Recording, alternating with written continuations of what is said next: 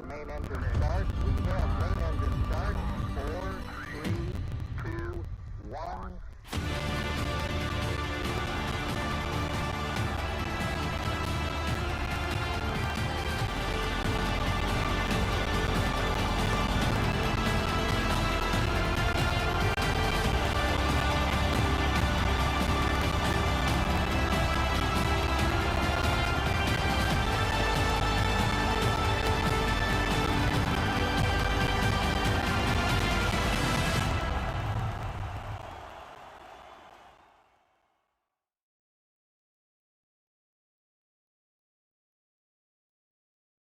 Letting us, or letting rather the boats come out onto the water. As you see here on the screen, the boats are in in final preparation. They're about to get the start underway. Here we see, you see that big red thick line right there. That's the starting line. Our boats are now very close to taking the start. We have 2 minutes and 23 seconds before the start. We see here that the boats are preparing themselves for what is going to be the very first race of this SSL Gold Cup Finals. And we are very excited to get things underway. Currently out there, we have approximately 17 knots of wind. If you don't know what a knot is, it's about 5 Beaufort on the Beaufort scale, or perhaps 32 kilometers an hour is what we have right now. It's supposed to be gusting perhaps all the way as high as 39 or 40 kilometers an hour. We'll see whether we get those weather conditions out there. It is currently very sunny, and the wind is here. We're going to have great wind conditions all the way until about Sunday. And Sunday we'll see the wind dying down a little bit. But let's concentrate here on our first fleet, which is sailing, where we have Team Slovenia, Peru, Tahiti, and Bulgaria. That's right. Everybody's getting ready here. We have 1 minute to go, 1 minute before the starting gun goes off. And it is very important as to where the boats are placing themselves. Here we go. Let's take a look at the course, where they will be going upwind in a zigzag pattern, going around Mark 1, then back down through the gates, and then coming back up to Mark 3, going around the dogleg or the offset mark, and then back down through the finishing line. If they want, they can go through the 2 leeward gates as they make their way back down to the finishing line. Here we go, 23 seconds before the first race gets underway here at the SSL Gold Cup Final Series. And let's take a look at what's going on here. It looks like all boats are pretty much clean. We have Bulgaria bearing away and getting a little bit of speed. It looks like Slovenia is above the starting line. They're going to have to dive down behind Peru. Peru has got just enough room in order to take the start. And there we go, ladies and gentlemen. That is the very first start of this SSL Finals. And it looks like right here we have Peru that's gotten off to a very good start. Slovenia was just above the line. They had to cut back down under Peru. So right now we see Slovenia attacking off to the right-hand side. That's the only option they have right now. Otherwise, they would be in the bad air of Peru. Looks like Tahiti and Bulgaria have gotten a very good start, and it looks like Peru as well. Peru looks like they are now tacking and staying in the middle of the course, not letting Slovenia get off to the right-hand side by themselves. So we see a split here in the field for our very first race. 17 knots of wind. Conditions out there are just absolutely beautiful here on Gran Canaria.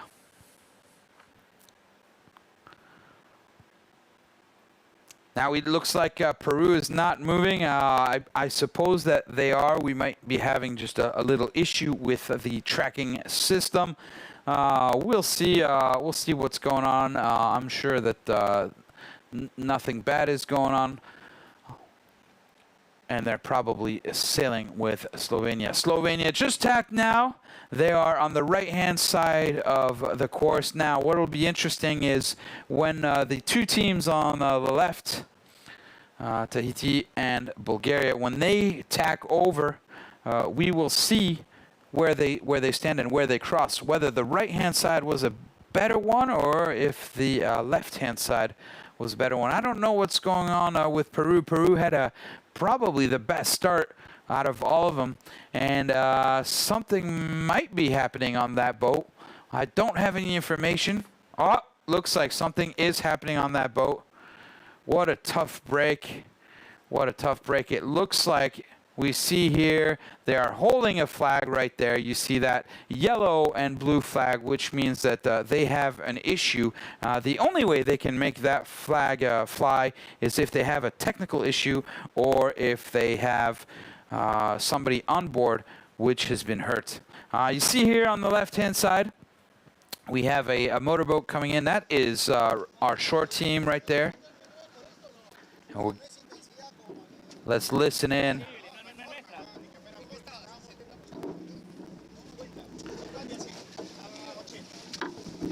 Oh, they really looks tough. Oh, it looks like we have a breakage. Yep, there we go. It looks like one of the backstays is broken. So right now they're out with a broken boat. It looks like one of the backstays, one of the stays on those boats is actually what holds the mast up. It is very important that they have this stay up, especially if they're going upwind.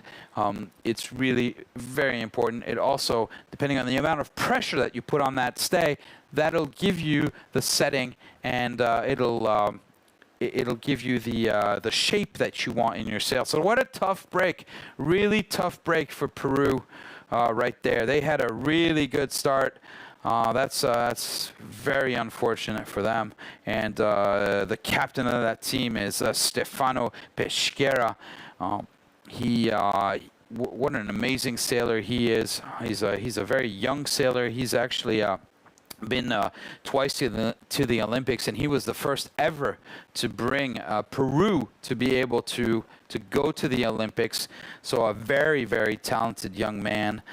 He just went on to sail the Miami World Cup Series, and he managed to qualify himself again for the 2024 Paris Olympics.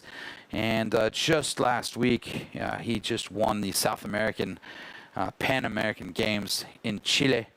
And really very good sailing for him.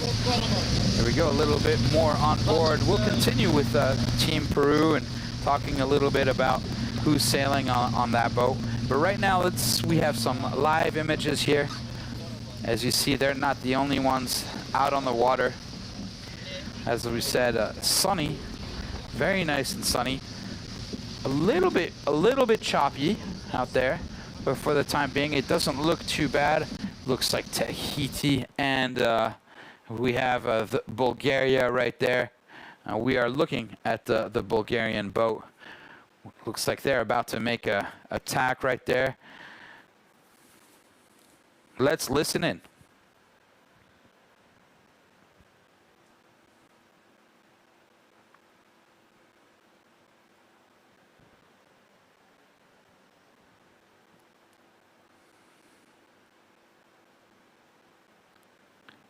Very nice tacking over there. We saw, and that's something we don't see here on the virtual sailing, is that we don't see the other cargo boats that can be around, and that's going to be making a difference, because they will be casting a wind shadow, And so therefore, obviously, you know, every little ounce of wind counts.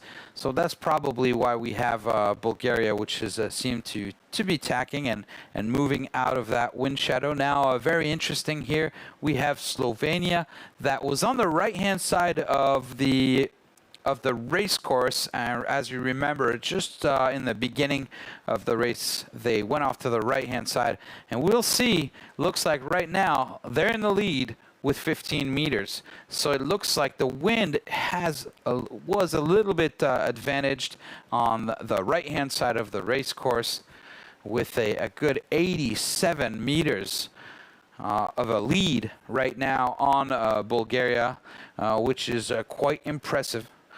They have right now about 1,000, as you see on the top left, 1,800 meters left to get to the weather mark. We do have a time limit on these races.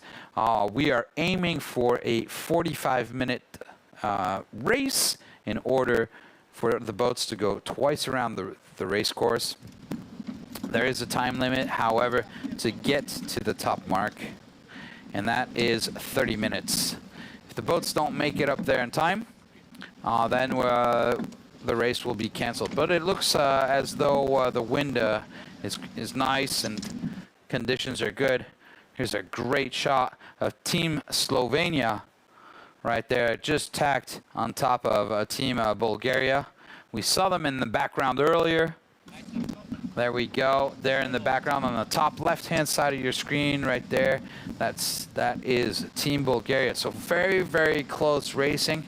It's a tough position for Team Bulgaria right now to be in because it seems as though they are having a wind shadow casted on them by Team Slovenia. So a good, powerful place for Team Slovenia to be in. We see that they are sailing with the biggest jib. It's actually what we call a Genoa, that front sail right today. So they have the most power they can get out of that boat. If the weather does get a little bit more windy, then we can change that front sail, or rather they can change that front sail, and in order to deal with those higher winds. But it sure looks like we don't have 17 knots out on the water currently. That was the forecast. For the time being, it doesn't look like we have that much wind. It looks like we have probably around 10 to 12 knots. Here we go. Let's take a look at what's going on with our three boats that are back in the competition, or that are still in the competition. Unfortunately, like we said, Peru is out of it, out of this very first leg. They broke their backstay, and so they're getting that fixed. Hopefully they'll be back in order to be able to continue racing for the next races that will be coming up. Obviously they are being helped by the shore crew, and so they will not be able to come back to racing for this particular race, race 1, which means that they're going to be losing quite a bit of points. I will explain the point system a little bit later, but let's go on board here with the SSL Team Tahiti, the Black Pearls.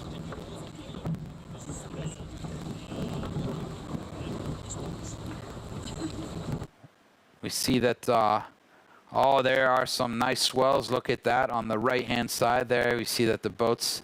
So we have a nice ocean swell. That's one thing we haven't seen these boats sail for the time being. We have not seen them sail in these ocean conditions. All the boats have been sailing in lake conditions. Now, it is nice in lake conditions, nice and sunny, but the water will never have swell like we're seeing here. So very exciting. We are very excited to be able to show you these onboard shots.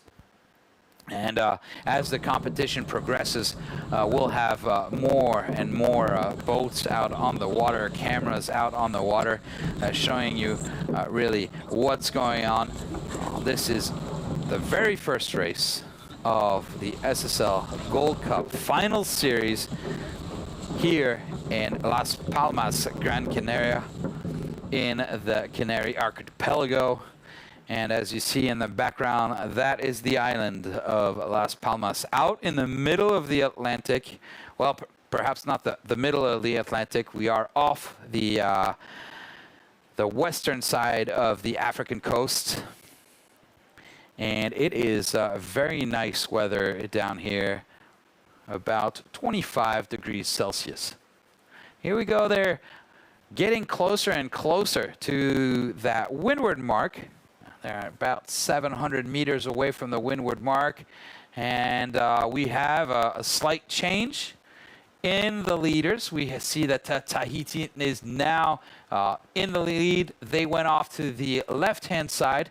It looked like the right-hand side was paying at first for Team Slovenia, who managed to pass in front of Bulgaria.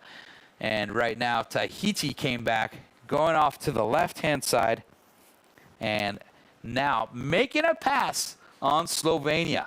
They have a 74-meter lead, 75-meter lead. Really looks like that lead keeps on growing. So we see that the wind looks like it's shifting a little bit to the left on the top side here, getting closer and closer to that windward buoy. It'll be exciting to see the first spinnakers come up as we get to the windward buoy in about 400 and some odd meters. And let's see what's going on with our two teams here, Slovenia and Bulgaria. Here we go. Slovenia is now tacking, going off to the right-hand side, and hopefully they'll be able to stop the hemorrhage.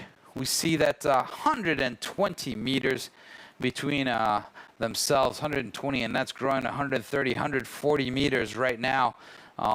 They need to pick up that speed and get that boat speed back up to stabilize in order to not keep on losing. But it looks like something's going on, because they're not being able to get back up to speed, and it's taken them a long time to get back up to speed. Here we go. Now they're back up to speed. They're 160 meters behind Tahiti. Tahiti is coming up to the ley line. Here we go. Here's an onboard with a nice tack. Quick tack. There it is. And the whole team moves back up, and they should lay the windward mark. So as we see right now, they are preparing in order to get the spinnaker out. Here we have on the left-hand side right here, they're putting the short sheet in. This means that when they will release the Genoa, that Genoa is not going to be able to go too far out, and they're going to be able to use that left winch in order to put the jib sheet around it. So here we go. We're not too far off. Now, this is the dog leg right here, or the offset mark you see back there on the left-hand side. Here we go. They've just passed the windward mark. They are now releasing the jib. It is on the short sheet, and it doesn't look like they can actually... There we go. He's putting on the spinnaker sheet right there. And they're getting close. Here goes the spinnaker. The spinnaker is going up. Doesn't look too bad. Hasn't hit the water. Oh no, what's happening? Oh, it looks like as though it's gotten stuck in the jib sheet. Ooh, let's make sure they don't jibe accidentally right there. It looks like they've managed. Hasn't been easy, but it looks like they've managed to put their spinnaker up. Here we go with Slovenia. Now has just arrived at the windward mark, as well as Bulgaria. So these two teams right now fighting it out right here, following one another. Beautiful onboard shot, as you see in the background. There's Bulgaria going around the windward mark. We have Slovenia. There we go. They're putting up their spinnaker, as you see on the right-hand side. There goes the jib sheet. Let's see if they can do a better job at it and not get that spinnaker. We should be able to see the spinnaker coming into the image very soon here. There it is. There's the edge. Very nice. Very nice. They've put it right up. Looks like they've got quite a bit of speed. And on that maneuver, they will probably have been catching up now with Tahiti. Obviously, they're not going to be breathing down their neck immediately, but they're definitely getting there. Let's see, looking in the background from this image, we're seeing Team Bulgaria putting up their spinnaker. There it is. It looks like they're having a little bit of a difficulty getting that spinnaker to breathe, getting that spinnaker to fill up. They really need to get that jib and take that jib down very quickly, because it's actually preventing the spinnaker from filling up correctly. So we're waiting for that black sail in the front to come down. I don't know why it's coming down. It looks like the bowman is pulling down on the jib, and it's having a tough time going down. Is there something stuck? It looks, oh, they're having difficulties. You see the frustration in the back there.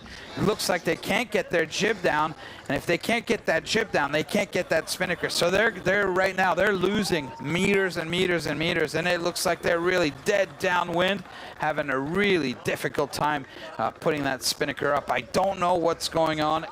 It definitely looks like we have a halyard problem with the jib. So all sorts of things going on. We have Team Peru with a broken backstay, and now we see that Team Bulgaria right there. They're having issues with their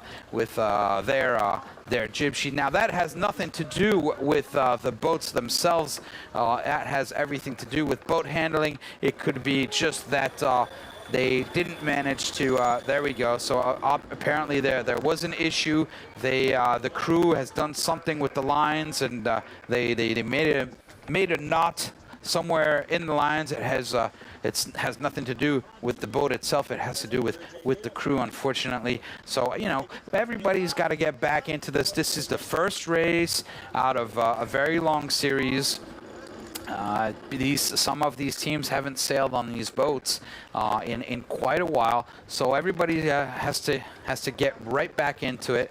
Obviously, we see Tahiti going out there having no problems. Slovenia either. They haven't had any issues right now, and we see there's a good 350 meter lead between Slovenia and Bulgaria.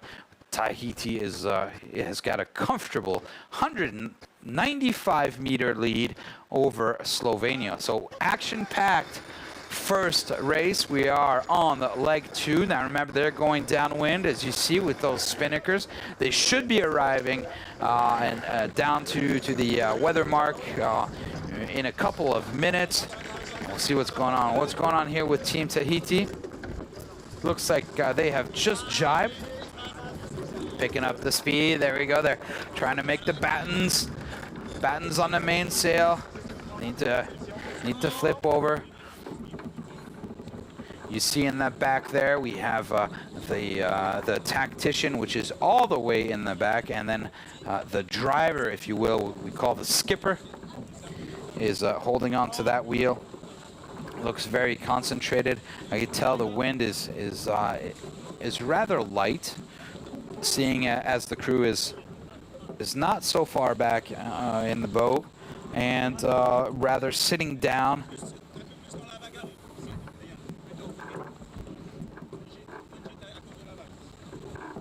Trying to listen into what they're saying.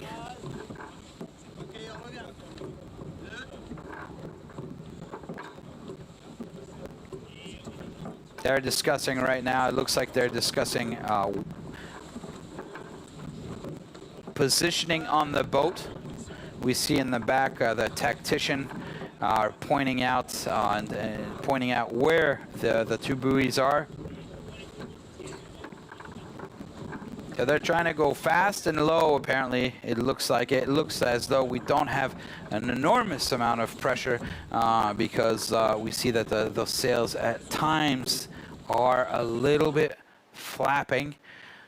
So the breeze should be building. We'll see what's happening. It looks as though Slovenia has managed to come back, and it looks as though they have jibed as well and making some really good speed.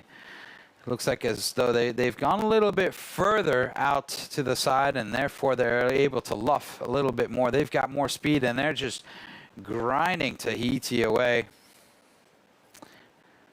Getting them, bringing them in. There we go.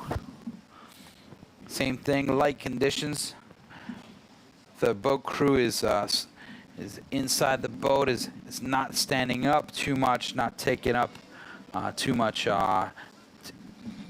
drag from the wind. Right there, and at the helm here we have a Tevar Plichard. He's the team captain.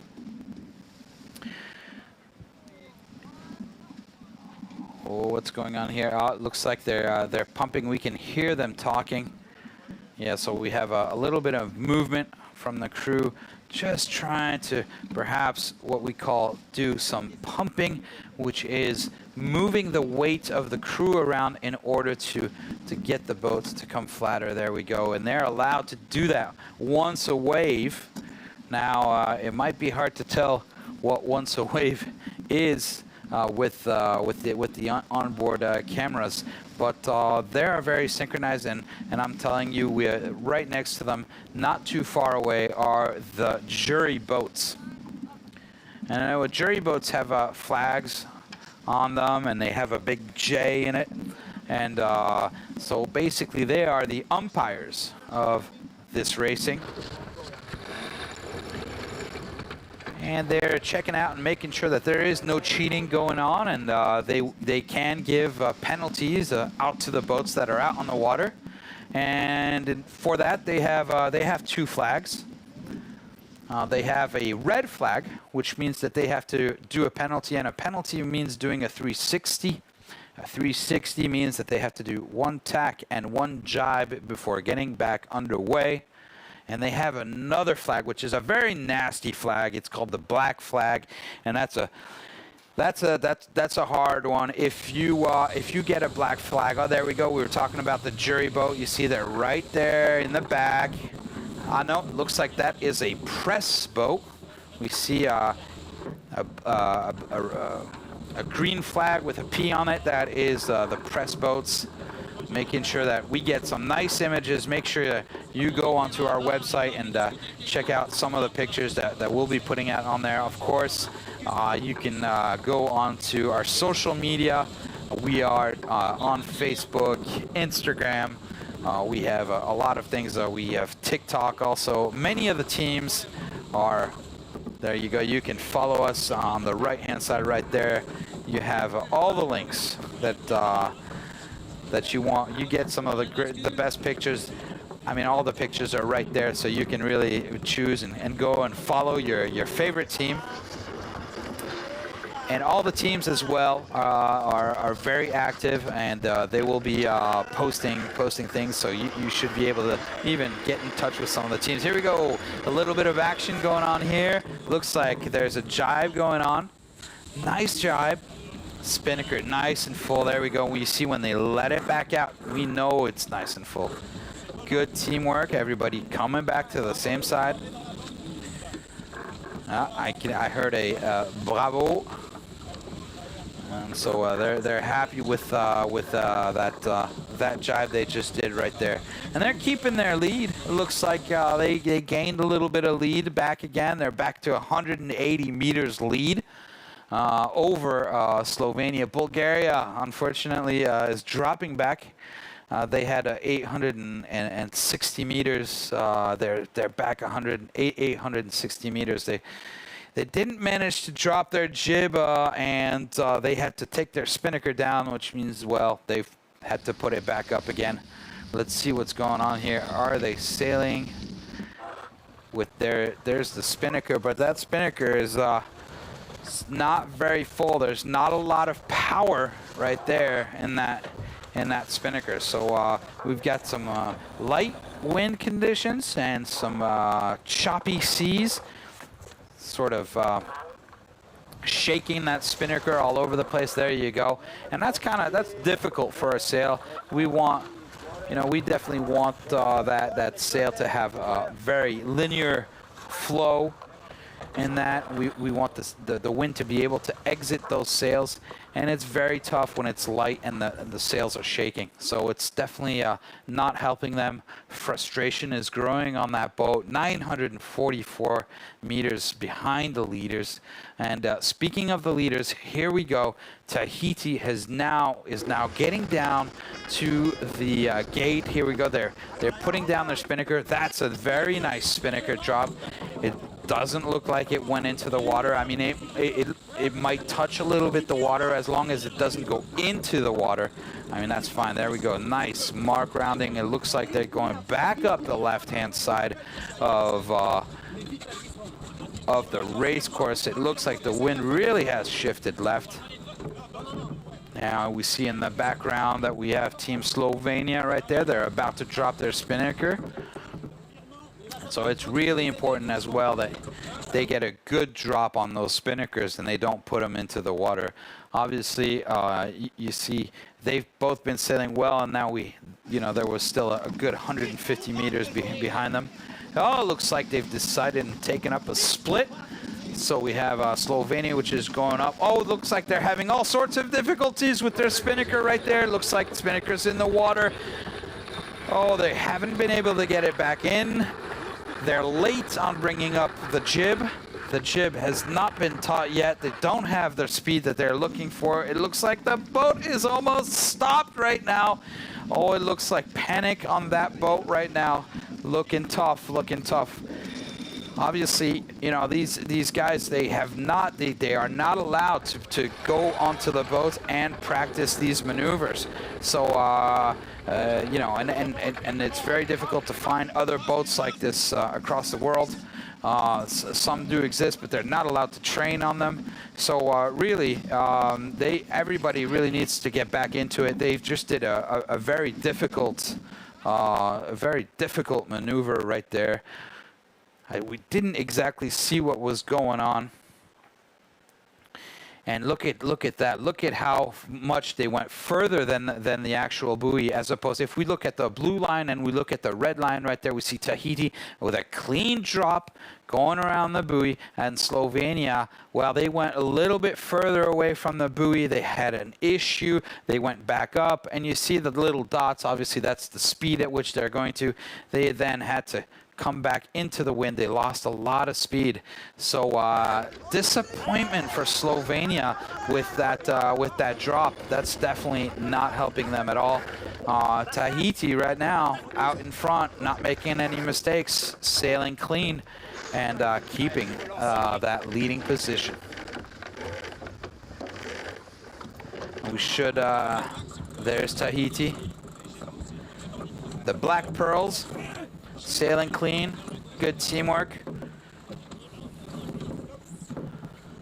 Looks like everybody's starting to hike out, so it looks like maybe they've got a little bit more pressure now. Now that they're going back upwind, obviously.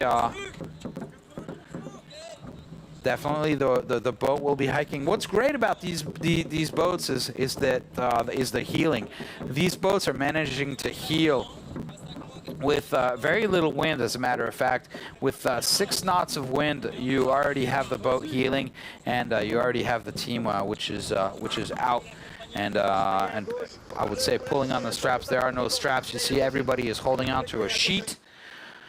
Sheets are those ropes that they're all holding onto those sheets in order to be able to, put their weight outside the boat. They are not allowed to put their legs over the side of the boat. That is an infringement of the rules.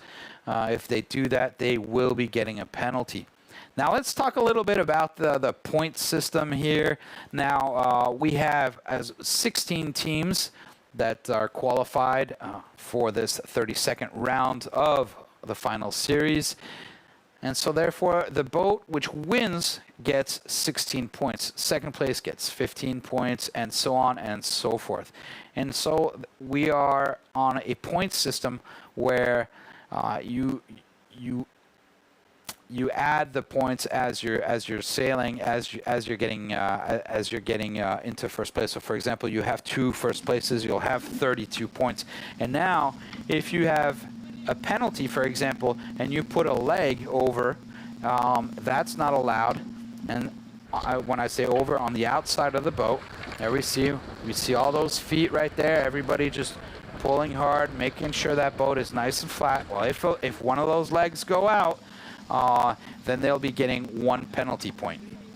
So you could very quickly be going from first place with 16 points to 15 points. So it's really important to not be losing points like that, because it could come back to bite you further down the line when we have many more races to go. There are all sorts of small little rules, very important. They have to, for example, tell us who is going to be sailing on the boat. If they don't fill out the list in the morning telling us who's sailing on the boat, they'll get a penalty point. So those are dumb points to be losing. It's really important that they read the sailing instructions. Obviously, that sounds like a no-brainer, but I'm sure many of you who are watching, I am not quite sure everybody reads the rules, and that is really doing your homework. You got to do your homework before you get out there. Don't be losing stupid points, and making sure that, you know, that's essentially what's going to make you qualify to the next round. And of course, we were talking about penalties before with the jury, and that can go up to 3 penalty points for sailing aggressively. Even if you are the right-of-way boat, if you sail in an aggressive manner, which would put people and the boats at harm or in danger, you can get penalty points. So we're really looking for fair play, good sailing, quality sailing. And you see right down the right-hand side of your screen, you've got a motorboat which is following them. Looks like he's by himself, so that looks like that is the jury, or the umpire, shall we say. We call them juries. In other sports, they're called the umpires. So it's good. We're looking like we've got a little bit more pressure right now. It looks like all I'm seeing are the bottom side of those sneakers, and that's a good sign.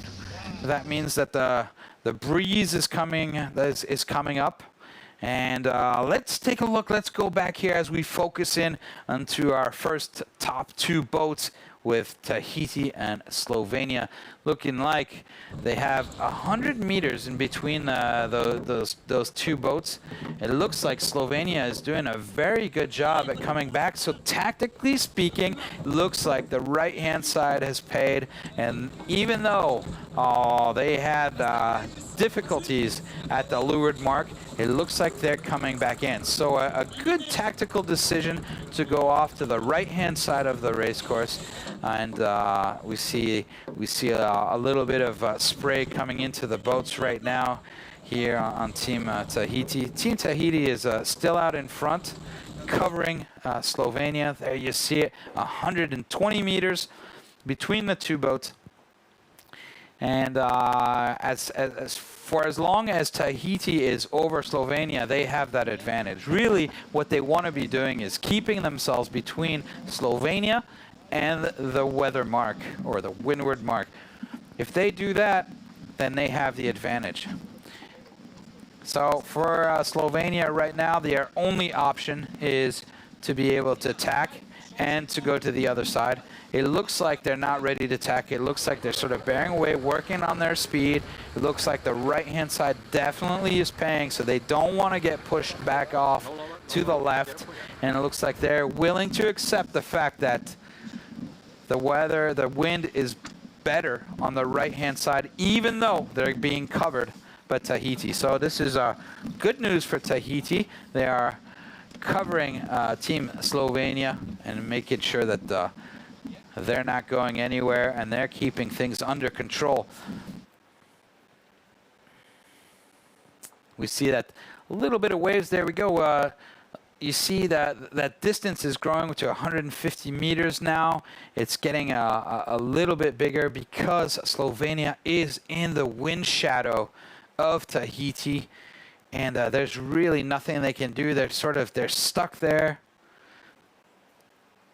And even if Slovenia decided to tack and to go over, and Tahiti would just tack right on top of them. So it's a tough position for them to be in right now, Slovenia. They're just going to have to endure. You see they're losing a little bit more, losing meters every time. They, we were just saying 150 meters, now it's 160. It's just going to keep getting worse and worse and worse. So a tough position to be in, but what's really important is they have to stay in front of Bulgaria, make sure they get that second place in, and as long as they get that second place in, well, then they're doing pretty good. Remember, it's going to be the top 2 teams of each fleet which will be moving on to the next round, to the 16th round of the finals. And so first place is obviously very good, and that's what everybody wants. But if you're second, you're probably going to be able to get yourself qualified. Now, all that can change in the coming days that's coming up. We'll see many more racing. Here we go with attack from Tahiti.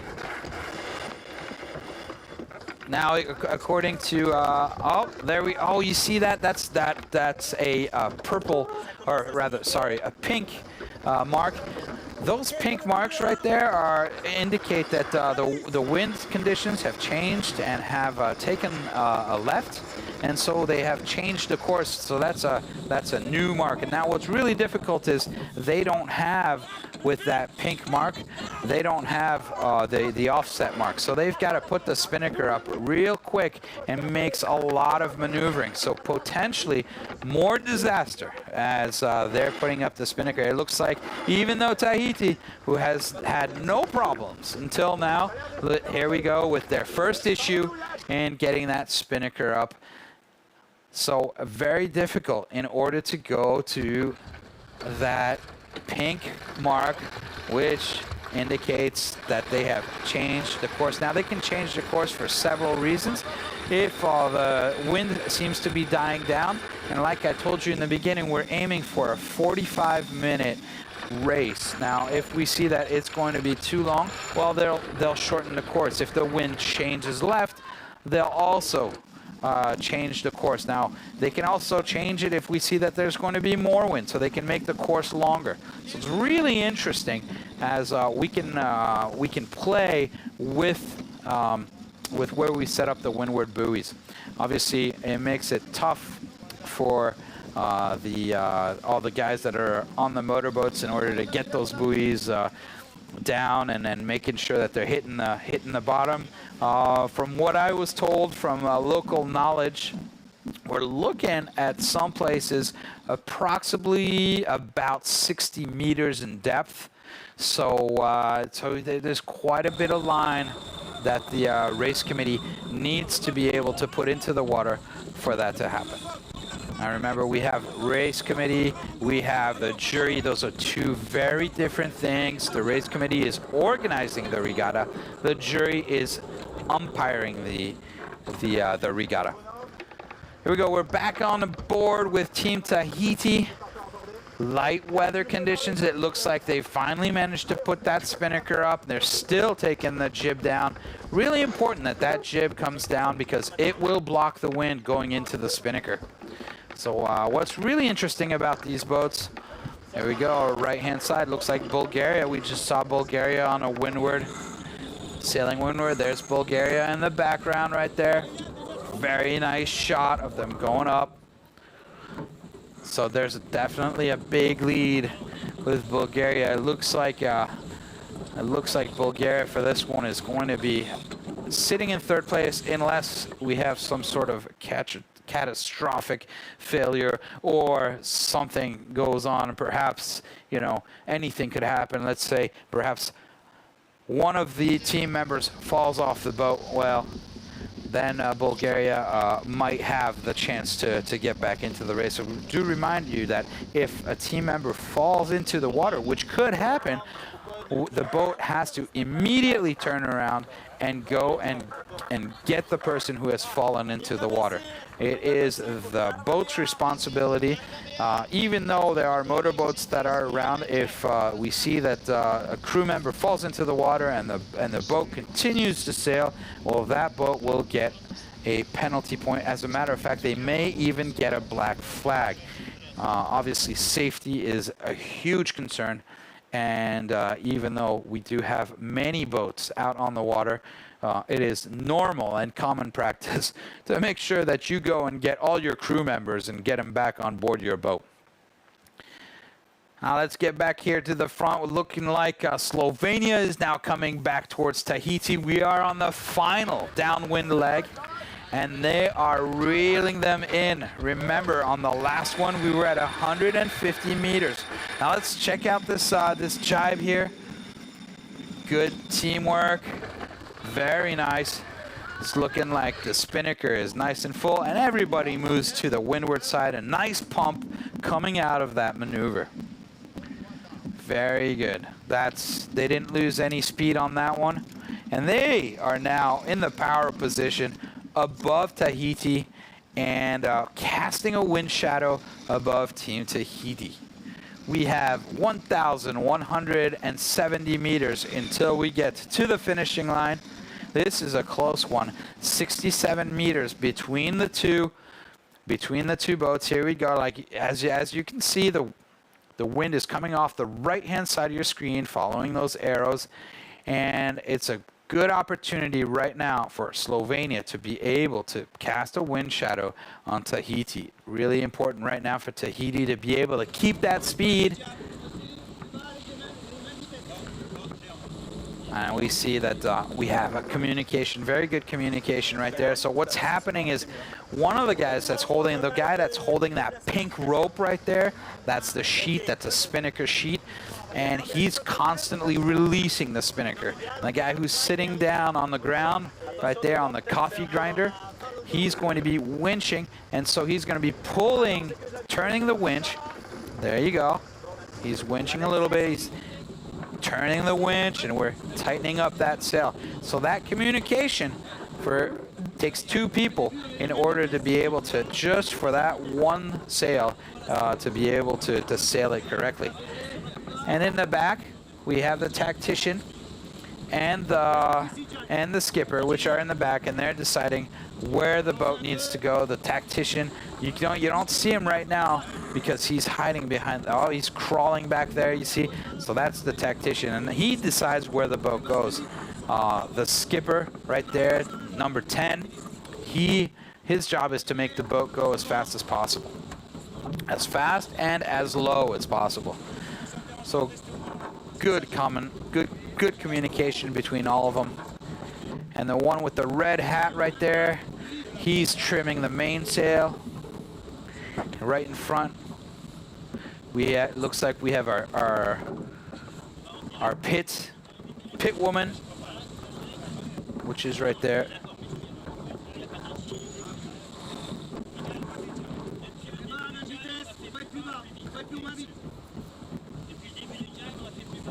Very interesting to listen to what they're saying. They're speaking in French on this boat. We've got a lot of different languages being spoken, obviously.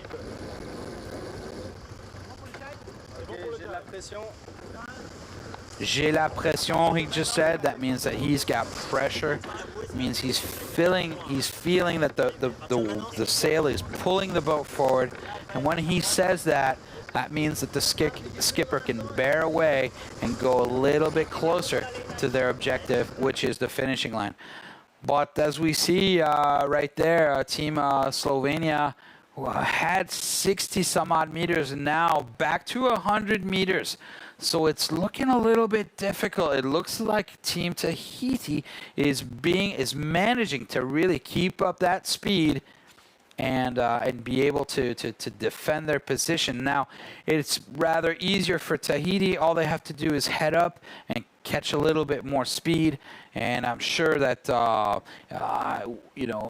if we knew the boat speeds, then we would be able to see that very clearly. There we go. Looks like everybody has just jibed right now. We just put in a jibe here with Team Slovenia.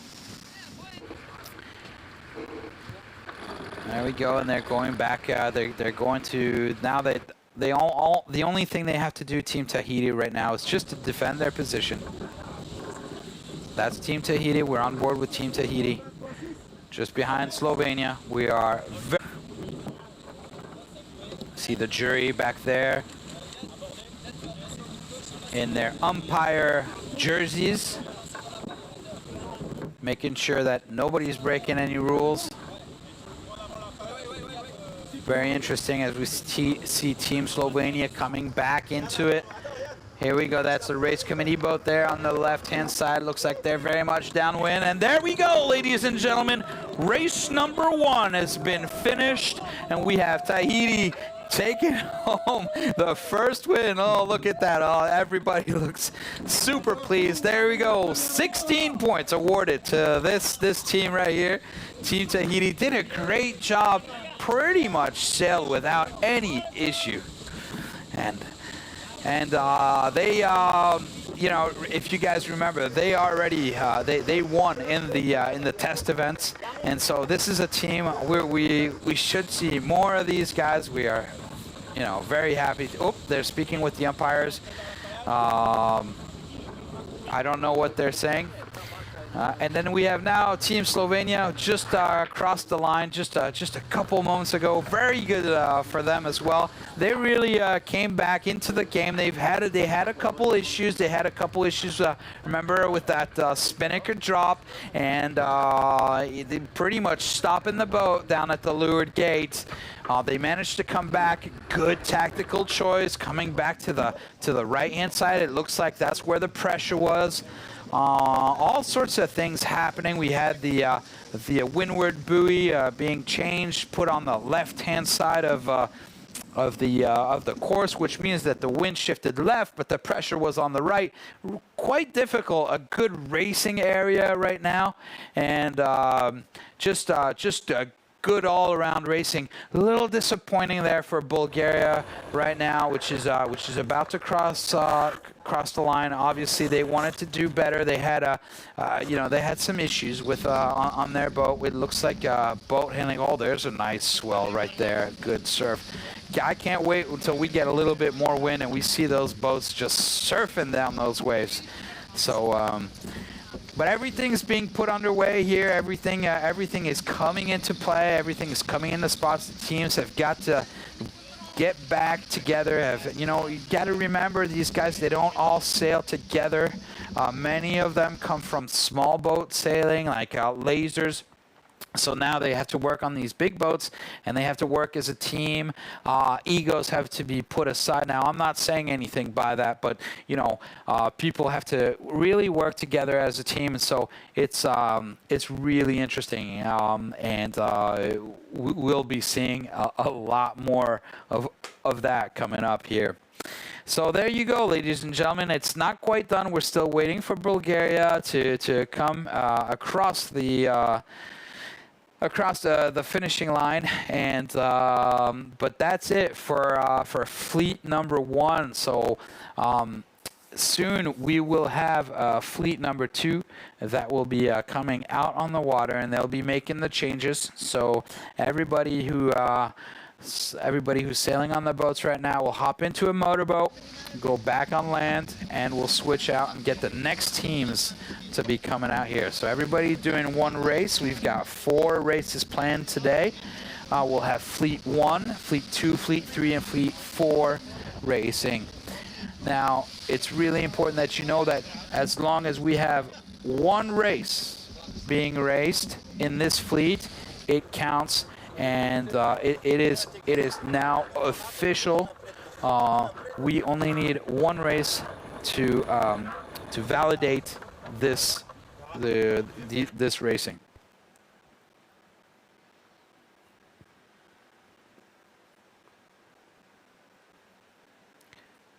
Okay, perfect. So it looks like Bulgaria is coming here. We see Bulgaria on the right-hand side of our screen. we will be waiting, obviously, for them to be able to cross here, across the finishing line, and then we'll take a short break before we come back for Fleet 2. But let's concentrate here on Bulgaria. They look a little disappointed. Obviously, there's not much adrenaline going on right now. Just keeping the boat sailing, staying concentrated all the way until the end. Very good. They're still discussing on what they want to do or whether they're going to jibe. It looks like from the direction in which they're pointing, they may have to do a final jibe in order to get to the finishing line. So let's see how that's going to pan out. One more jibe for them. Well, that's just one more practice jibe, because at this point right now they're in third place. All they have to do is cross the finishing line. Unfortunately, Peru is out of this first race. There it is. There's that jibe. There's that jibe. Very good. Let's see the teamwork here. Now, what would be really great is that we get a nice pump coming out of this. It just looks like they're just trying to get down to the finishing line. But you know, it's not over. It's not over till it's over. So just a couple more meters until they cross the finishing line. There we go. That's the finishing line gate, as you see the checkered black and white, and that indicates the end of the finishing line. And to the right-hand side of that, we'll have the race committee boat. So there you go, ladies and gentlemen. That was race number 1 for Fleet number 1. Tahiti in first place. We have Slovenia in second and Bulgaria in third. And we saw some very, very exciting racing for this very first race. So stick around, ladies and gentlemen. We'll be right back as soon as we get the new teams on board, and we'll go racing for another race.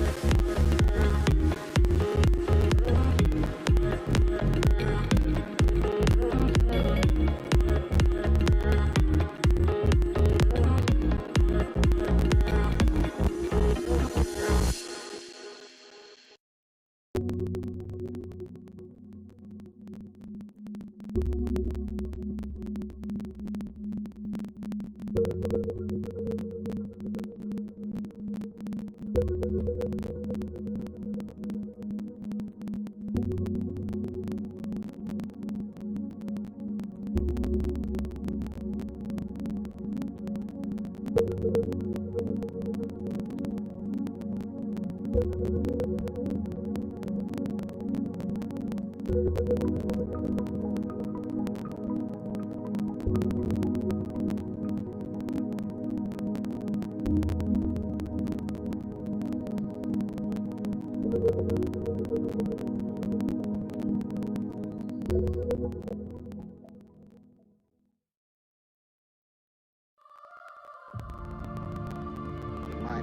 10, 9, 8.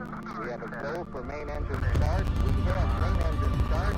4, 3, 2, 1.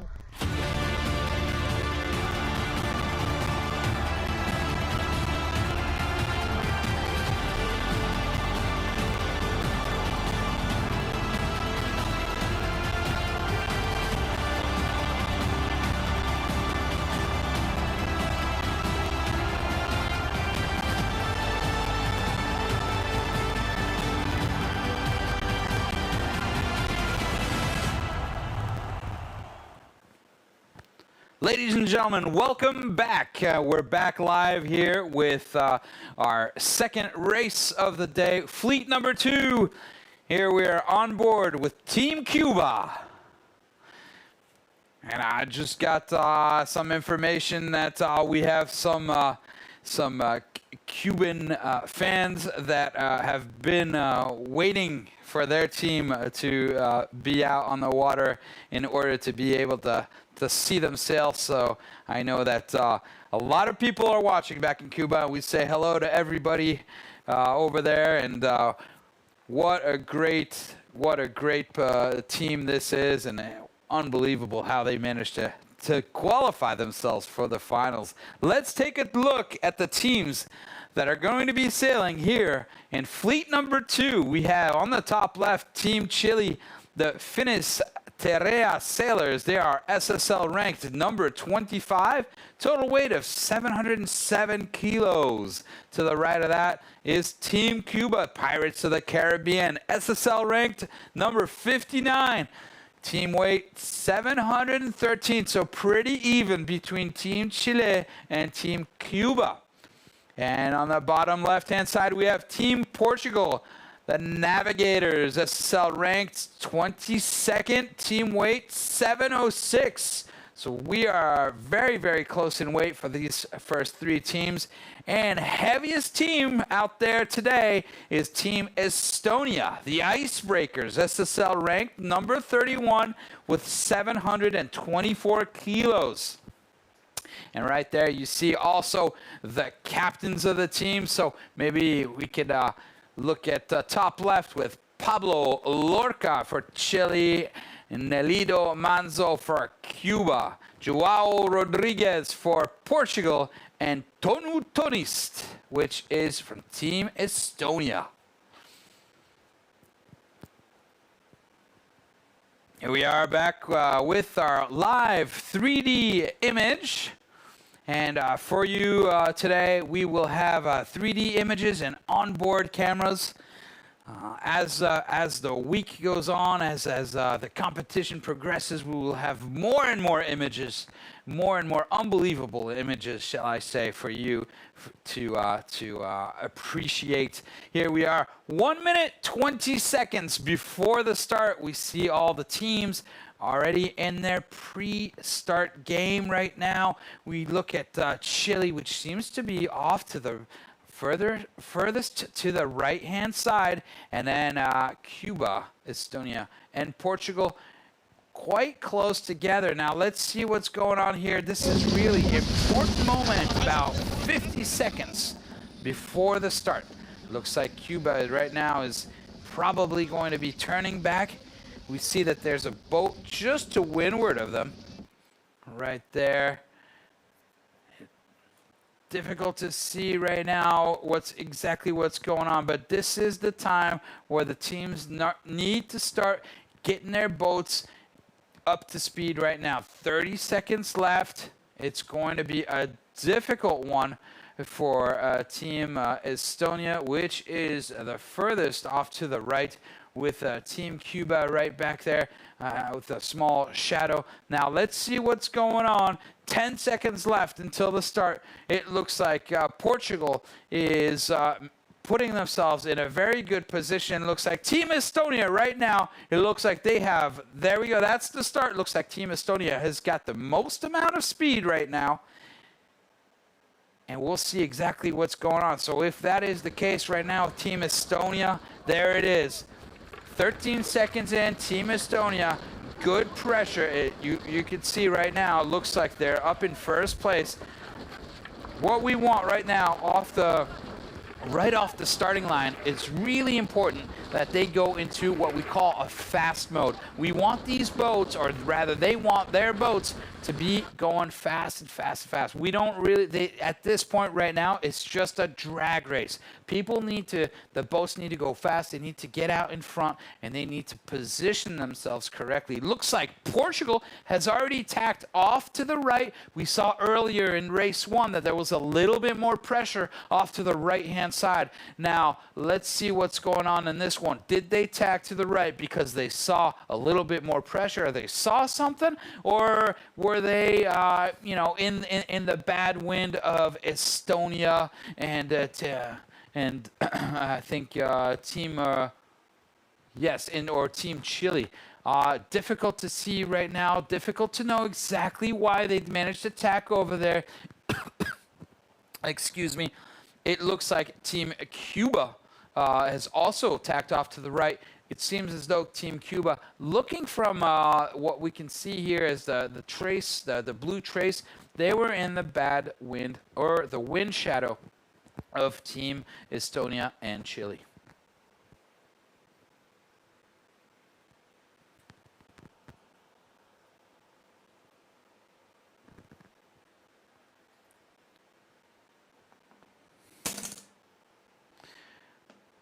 All right, here we go. We're back 28 meters from Team Estonia. There we go. We were talking about doing drag racing. There's the cross. All right into it. Team Estonia is tacking on top of the other boat, making sure that Chile is not going anywhere. So they're making sure that they are on top of that Chilean boat right there, not giving them any room. They want to keep their advantage right now. We've got 4 boats racing. There we go. Well, there's a top view. So a very good, right now we have Team Estonia as a leader with a very, very small margin, 4 meters into it right now. Team Cuba slightly further back at 40 meters. Chile right there in a very difficult position. Now if they bear away too much, then obviously they want to have some speed, so they need to bear away a little bit and not get in the wind shadow of Estonia. If they bear away too much, they'll have speed, but they won't make it to the windward mark as fast. So difficult position right now for that team.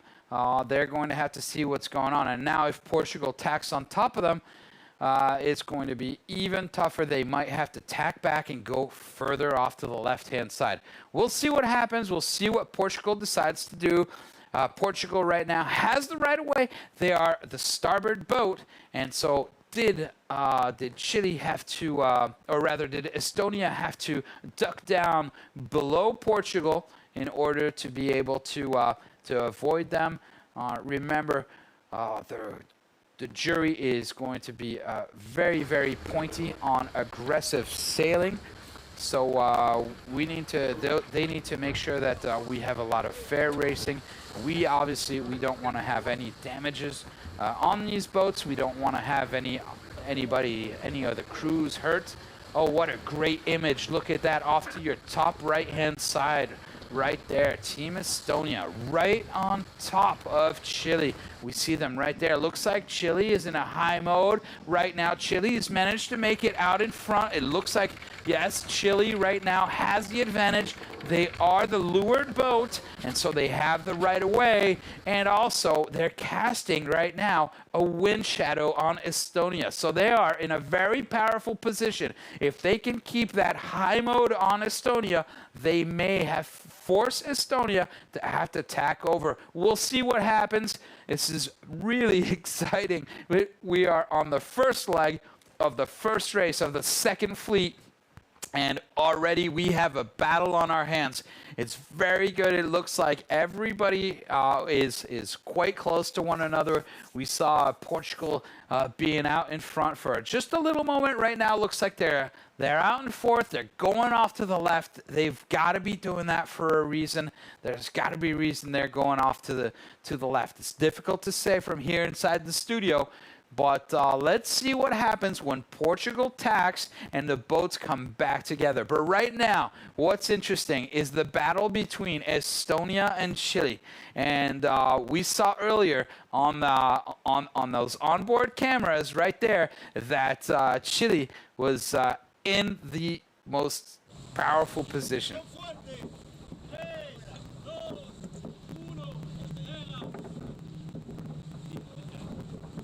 We're hearing a countdown on Team Chile.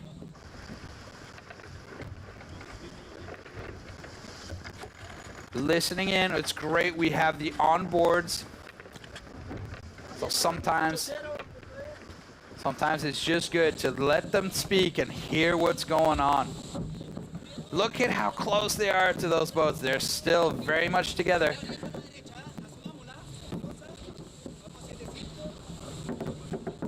The advantageous boat right here is Team Chile, sitting right underneath Estonia. Estonia is looking like they're keeping their groove. They're managing to stay there and not fall behind Team Estonia. And to not fall behind Team Chile, sorry. Looks like it's a little bit more choppy. Looks like we've got a little bit more waves. Everybody's out and hiking.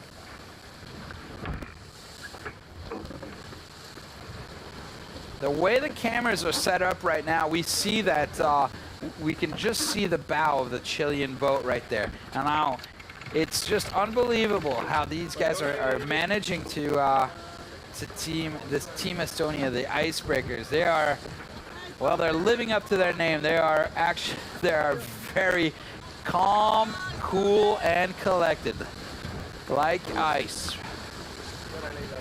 They're looking around, though. They know that if this continues, they might have to tack.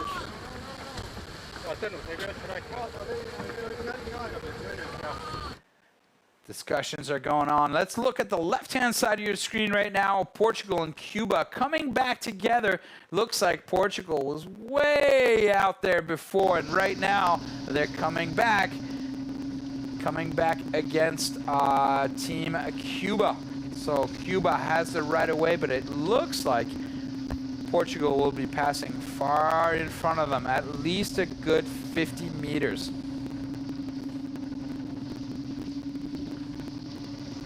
So it looks like they're looking at the boat right now that's just passed. Portugal is passing it. It's coming back over to the right-hand side. There you go. So we now have two battles on our hand, two separate battles. Cuba and Portugal on the left-hand side. Estonia and Chile side by side having a drag race. Oh, looks like Estonia has had to tack. And just behind them, there's Chile. Now you see we have Chile has managed to get that advantage, that being the leeward boat.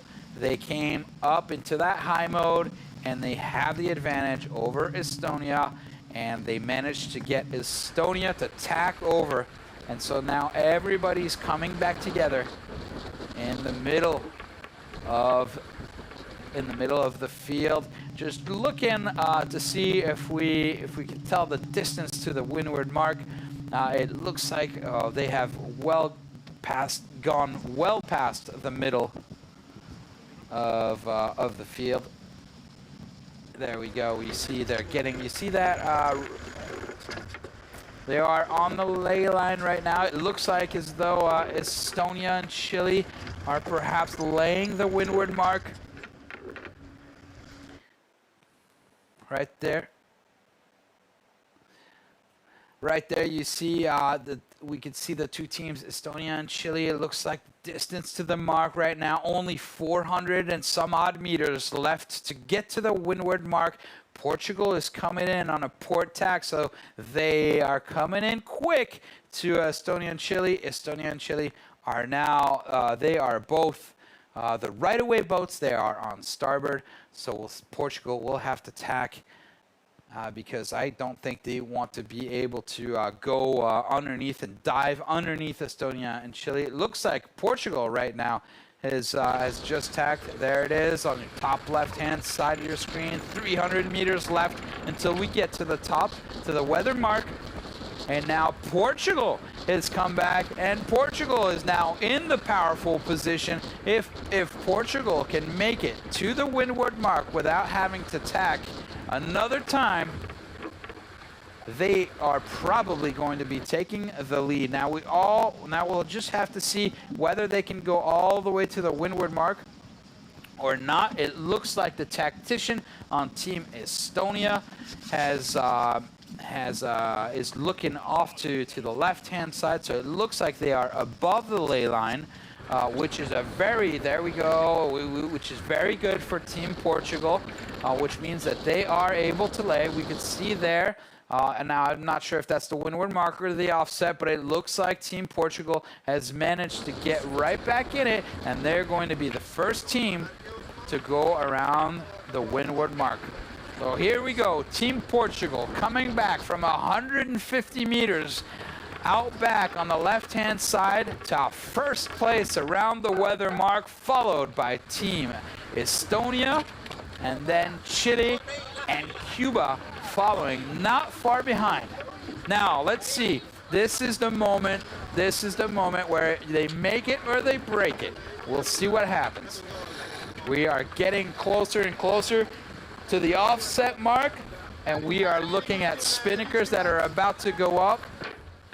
Ladies and gentlemen, look at how close that is right there. Chile just breathing down the neck of Estonia.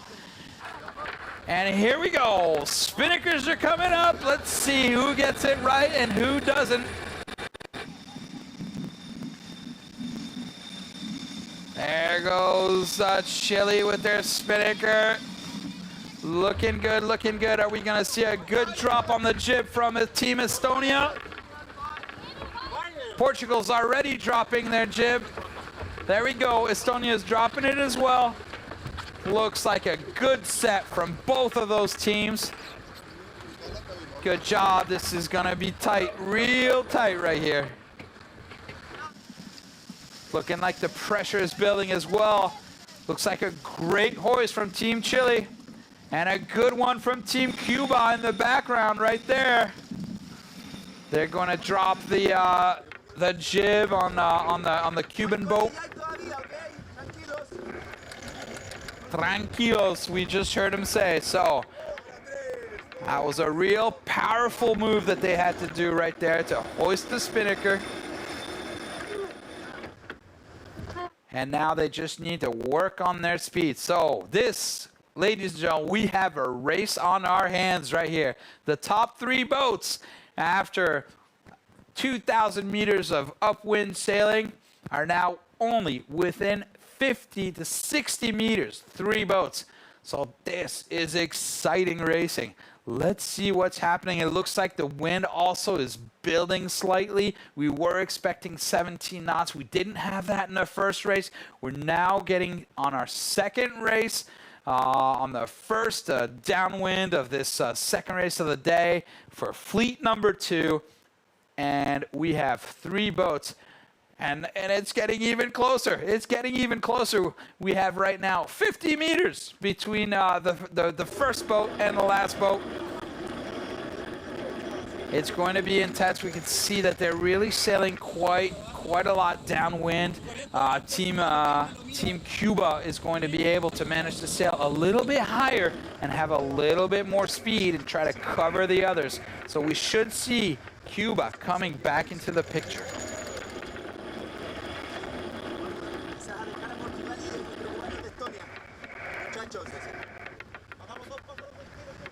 Interesting to hear what's going on there. Obviously, it's a little bit more difficult for me. I don't speak Spanish, but you definitely understand in body language. Lots of concentration right there on that Estonian boat. Riding the waves, making sure they're down, low drag, staying at the bottom of the boat.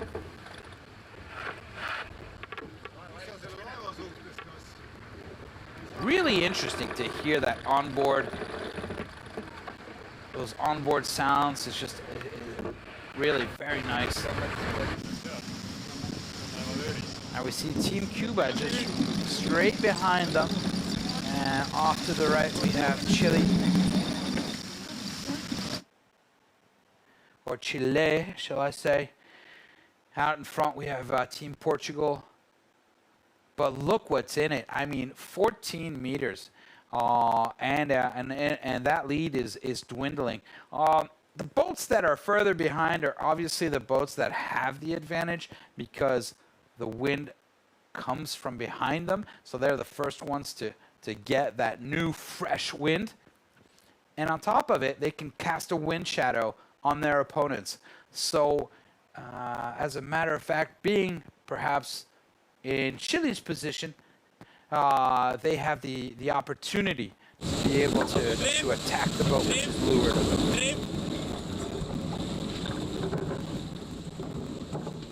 Great to hear what's going on. When you hear that word trim, that tells the grinder, turn your coffee grinder. And in turn, that turns the winch that you see on the left-hand side right there, and that'll pull the sail in. Just to operate that sail is 2 people right there that are needed. Alright, so there's the trim. And right in front of us, we're just seeing the hands of the mainsail trimmer. Everybody's got some work right there on board. You see the tactician on the very back of the boat with his hat on backwards. He's going left and right. He's trying to figure out. You see he's nervous.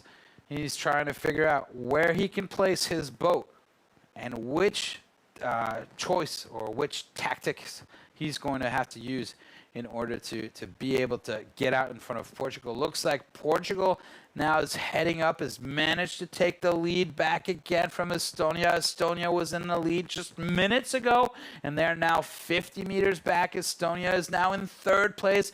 Portugal is back up to 1st, and we have Chile, which is managing to stay calm, stay in 2nd place right there. Now we're going to have we are going to have something very interesting. Whoa, look at how close they are to that boat. That boat is anchored, so there is absolutely no risk. That boat is not going to run into them. That big cargo ship right there that you see. Obviously, these boats are waiting to get into the harbor. And that's an additional little challenge that they have to deal with because those boats are big and they do cast a wind shadow. Now, they're downwind, so that's not such a problem. The race course has been set in an area where these boats do not influence too much what's going on, but it's definitely something that they need to be aware of. And of course, they are. Let's take a look here at our distance to the mark, 480 meters, and dropping very, very quickly. These boats are moving quite fast. Now we are going to have the dropping of the spinnaker, and this is the moment that drama, either if you make it or you break it. Will we see drama here at the leeward mark? There's a lot to do. It looks like we almost had a jib sheet stuck with on the winch over there on the right-hand side. That blue rope So he's getting everything ready. Now you got to make sure that take the spinnaker down, change the sheets. There's only 2 winches that are being used for the sheets. For the jib sheet is the same one that's being used for the jib sheet and the spinnaker sheet.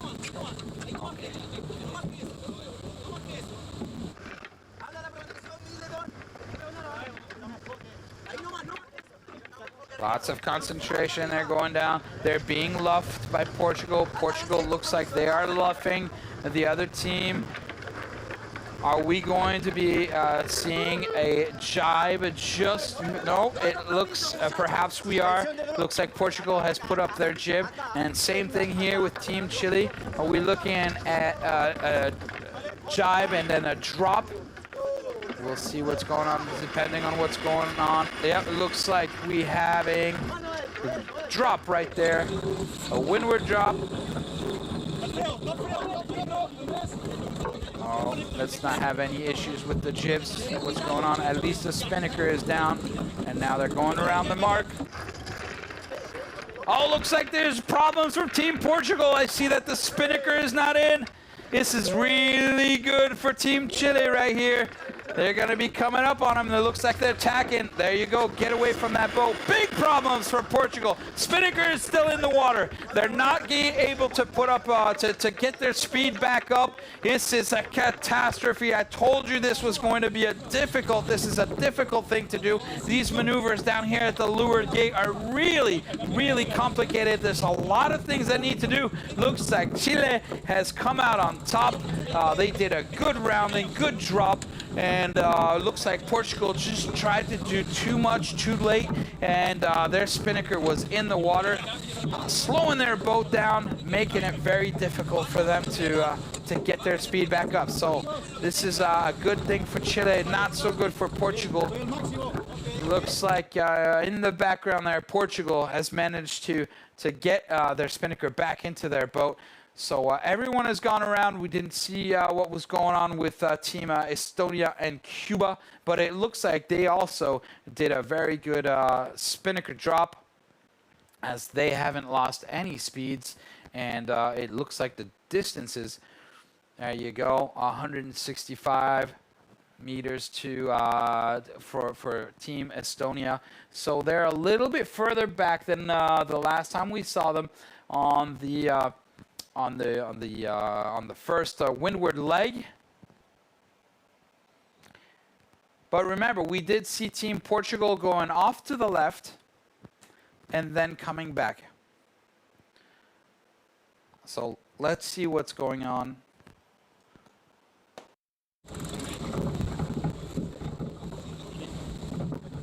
Let's see what's going to happen, because we have a couple teams that are keeping on going off to the left, Estonia and Cuba. Chile, which has come back into the middle right there. We're seeing that's a real good we're seeing really what's happening right there. We see that it looks like we are getting a left-hand shift, a real big left-hand shift. Very good for Chile. Now are they going to be able to cross? Now this is a decisive moment. Oh, they're not taking any risks. They do not have the right of way. So, you know, like we said earlier, the jury is very, very, very stern about these rules. And it looks like Chile has now just tacked right in front of Portugal. So there you go. That nice lead that Portugal had, well, put their spinnaker in the water as they tried to drop it. And that's all it took for Chile to come back into the game.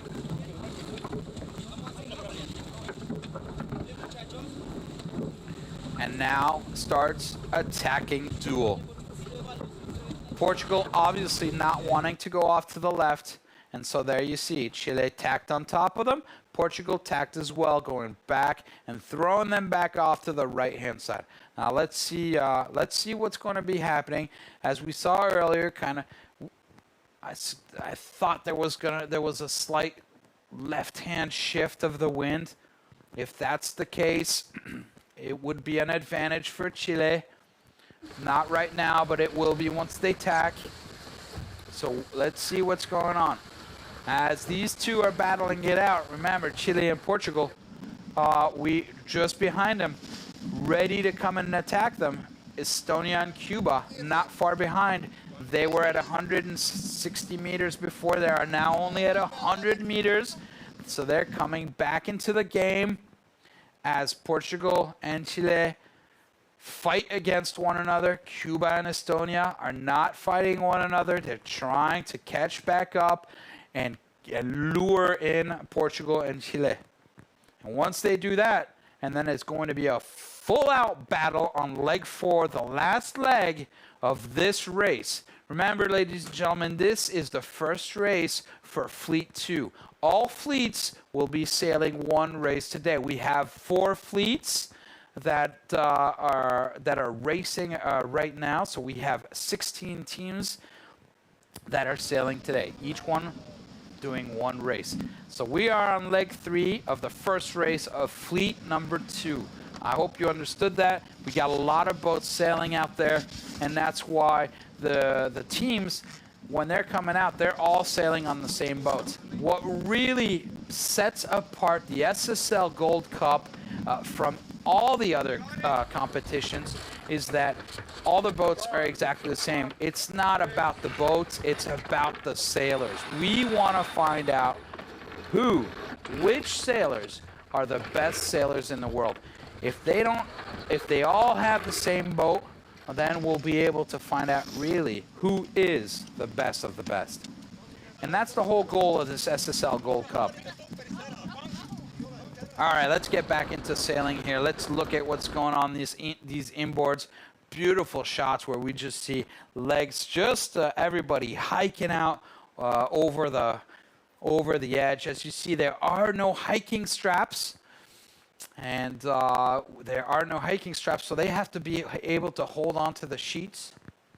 And they're sailing for about 45 minutes. So everybody's wearing gloves, obviously, in order to not hurt their hands. And they're pulling on those ropes for about 45 minutes. So it's a real 45 minutes of intense racing. There you go, everybody right there, obviously getting ready to do something. Otherwise, they would be ready to attack right there. Team Chile. Wow, let's see. Let's listen in.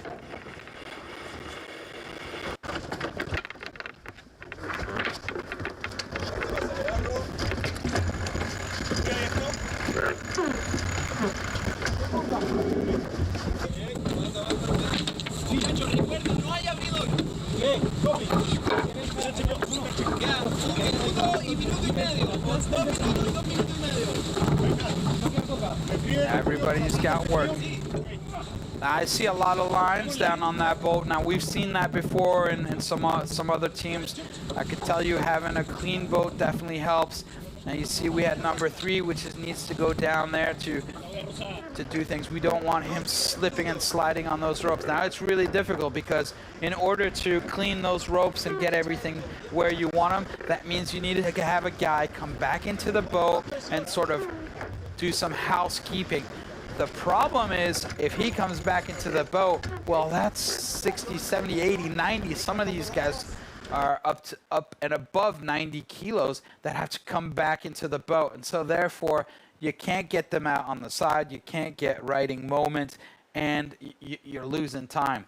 However, sometimes, as we saw earlier, having a clean boat can help, especially with the spinnaker hoists and spinnaker drops. There's Team Chile that went off to the left-hand side earlier.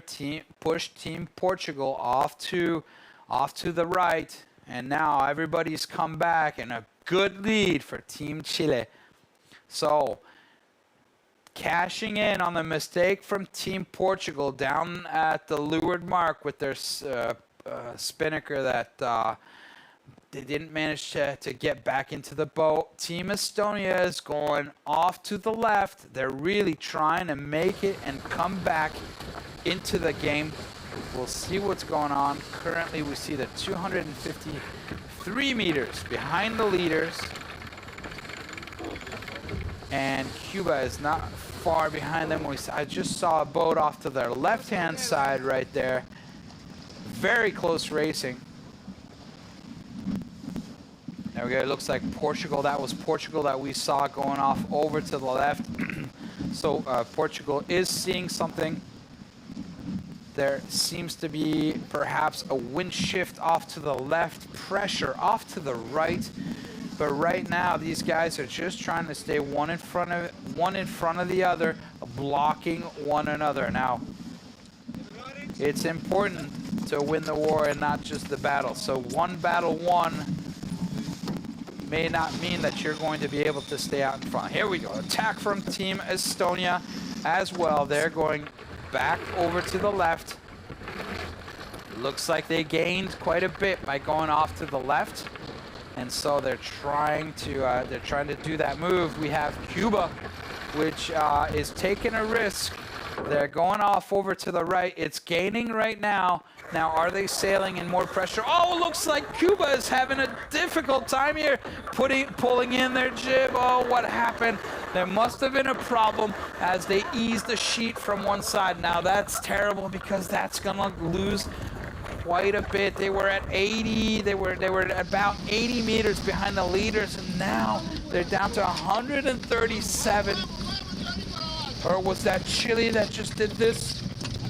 It's difficult to say right now. I think it was Cuba that had issues with their. No, or maybe it was Chile. I couldn't quite tell on that one. Someone's having issues, so it's not just the spinnaker. So yeah, it was Cuba that was having issues right there. So Estonia still 312 meters behind the others. Oh, look at that. Not so good. What's going on with Estonia? It doesn't look like that strategy worked out. They went from first and now they're in fourth. They're very, very fast in the downwind. So maybe they'll be able to catch up again. It looks like Cuba has made the right choice to go off to the right. It's going to be a battle between Cuba and Portugal. Now, let's see as these two boats come together. There's only 10 meters in it. If Portugal tries to force the air, oh, it looks like Portugal is ducking under Cuba. Nice move by Cuba. Cuba moves up to second place. That's an excellent result for Cuba. So they took a risk going off by themselves to the right-hand side, and it looks like they pay. And they saw something the others didn't.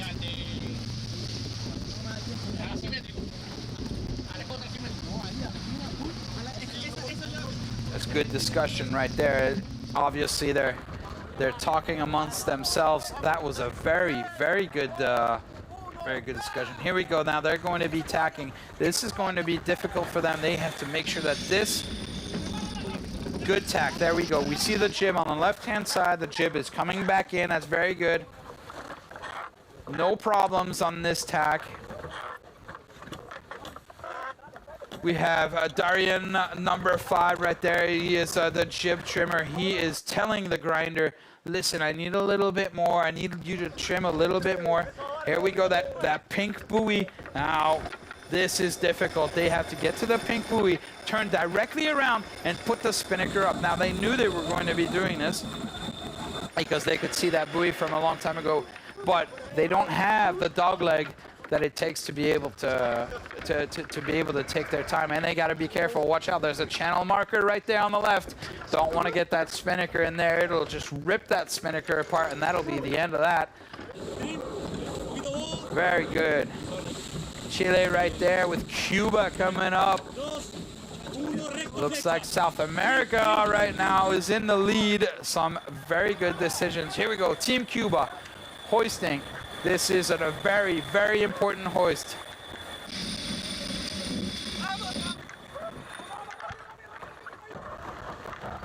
Oh no, we've got issues with the jib, with the spinnaker sheet that's been taken inside, on the inside of the jib sheet right there. They need to release that jib sheet immediately. Oh, this could be potentially catastrophic right here. They're having issues. This means that they can't set their spinnaker correctly. They're going to have to go downwind. There it is. Oh, no, no, no, no, no. Cuba came back into the race, and and now they had an issue with their jib sheet. All right, come on, boys. Get that jib down. Let's go, and don't put it into the water. It's not as bad to put a jib into the water as it is a spinnaker, because it'll just float on top of the water, but that's not an issue. Oh, look at this whole spaghetti of jibs all over the place. Remember what we were talking about earlier, having a clean boat? Well, that's the result of having lines everywhere. Oh, it's difficult. Come on, now clean up that boat. Look who's coming up behind. Team Portugal. Team Portugal is just breathing down their neck of Cuba. And all they have to do, Portugal, now is just put their bow up a little bit and get some speed. Difficult situation. Now this is going to be a battle for second place right here. Chile made a nice mark rounding, got out in front, and now they're 200 meters out in front. Here we go. This is going to be the battle, but don't forget, just 100 meters back is Team Estonia.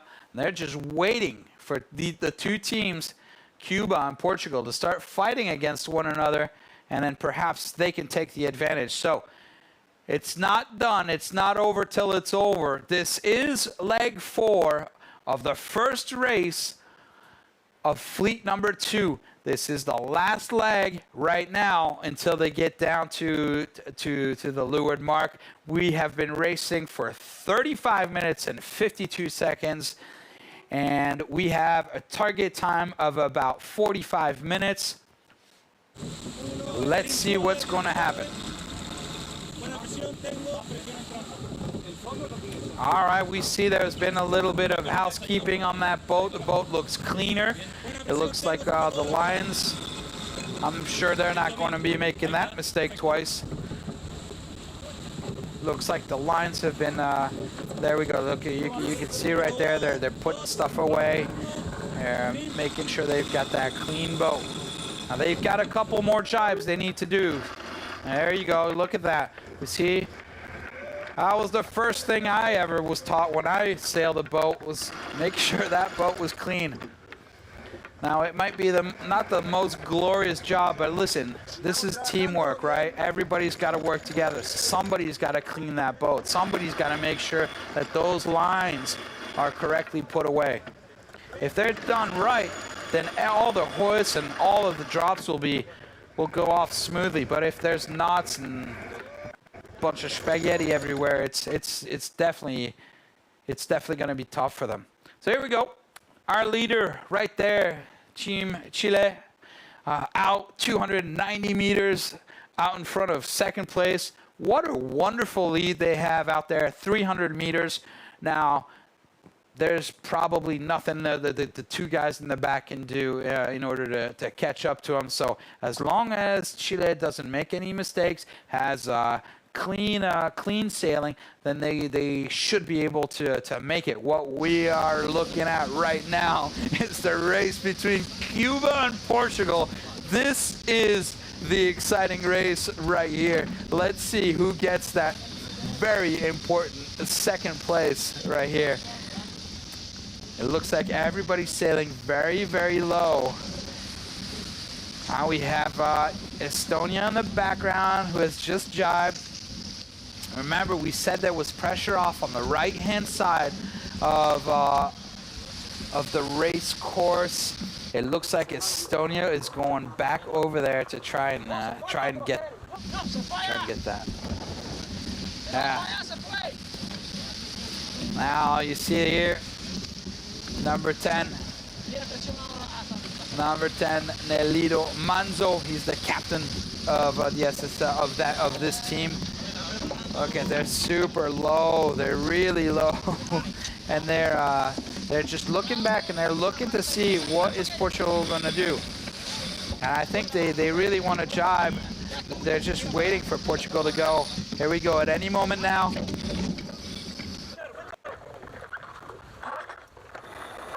They've got a clean boat. There we go. Jibe is coming up, looking like a good jibe.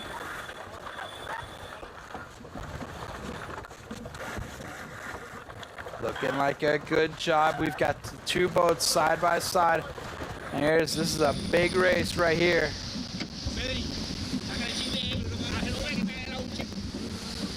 Lots of concentration. It's breathtaking.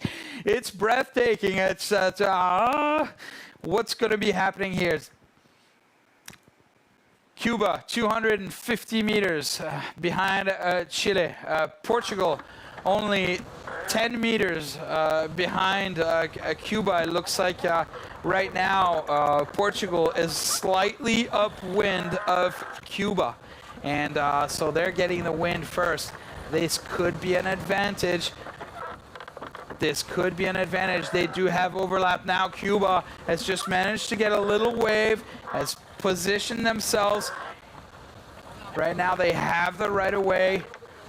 So very, very good right now for Cuba. The problem is the more Cuba moves forward, they're going to be going into that wind shadow made by Portugal. But what they're trying to do is stay between Portugal and the finishing line. If they can do that, and if they can push Portugal to go further out off to the right, and they'll be able to put in that last jibe and make it across. Look at that. They're definitely luffing Portugal. Portugal is trying to do everything they can to get out in front of that boat, but Portugal does not have the right of way. It looks like Cuba now has taken the initiative to luff Portugal and to go above them to try to catch the wind and cast a wind shadow on Portugal right now. They're really doing everything they can in order to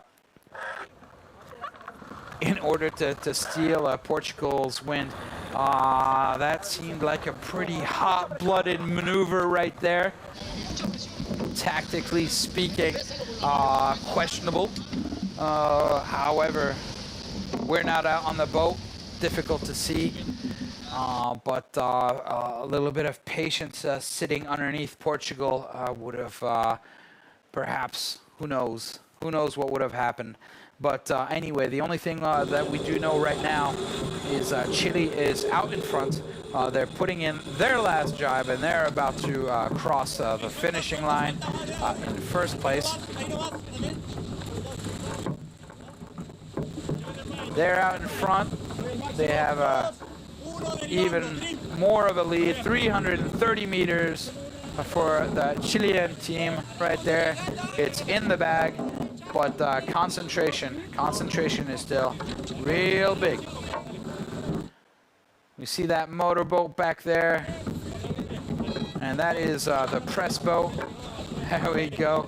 They're about to cross line. Oh, we heard it. That was it. Okay, good job. Good job. Very concentrated on that boat, and that's it. And they just won. So congratulations, Chile, with an impressive lead over 330 meters. They have a lead on second place. That took all of 42 minutes and 33 seconds for Chile to get in there. There we go. Spinnaker is down.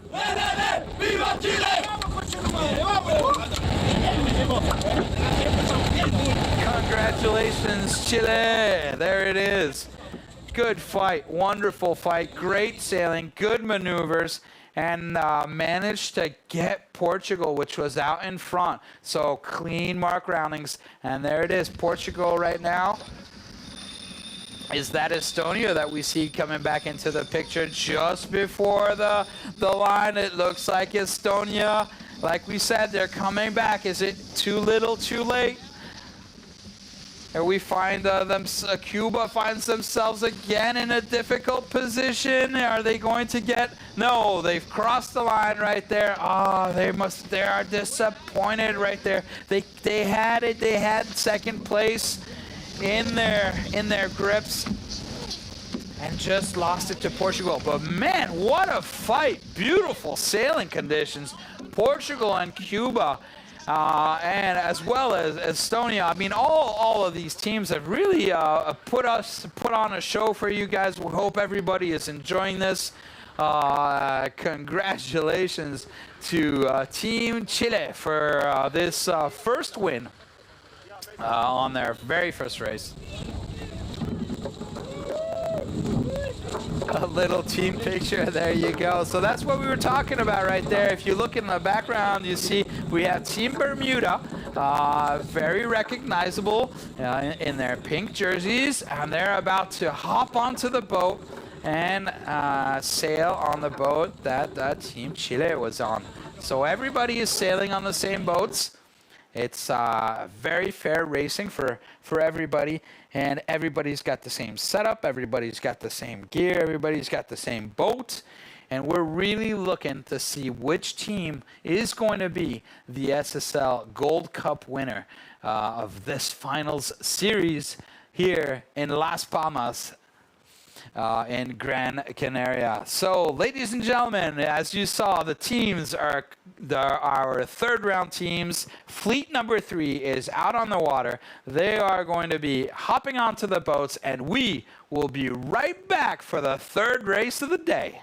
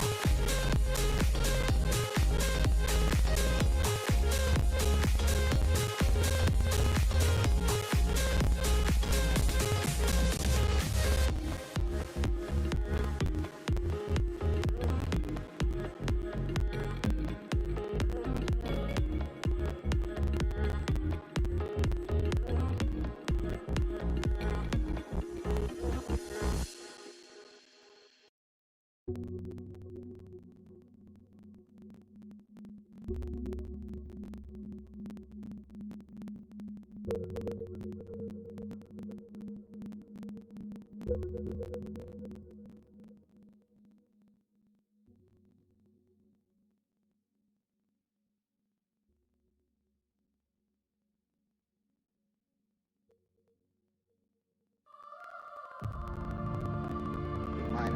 10, 9, 8. We have a go for main engine start. We have main engine start. 4, 3, 2, 1.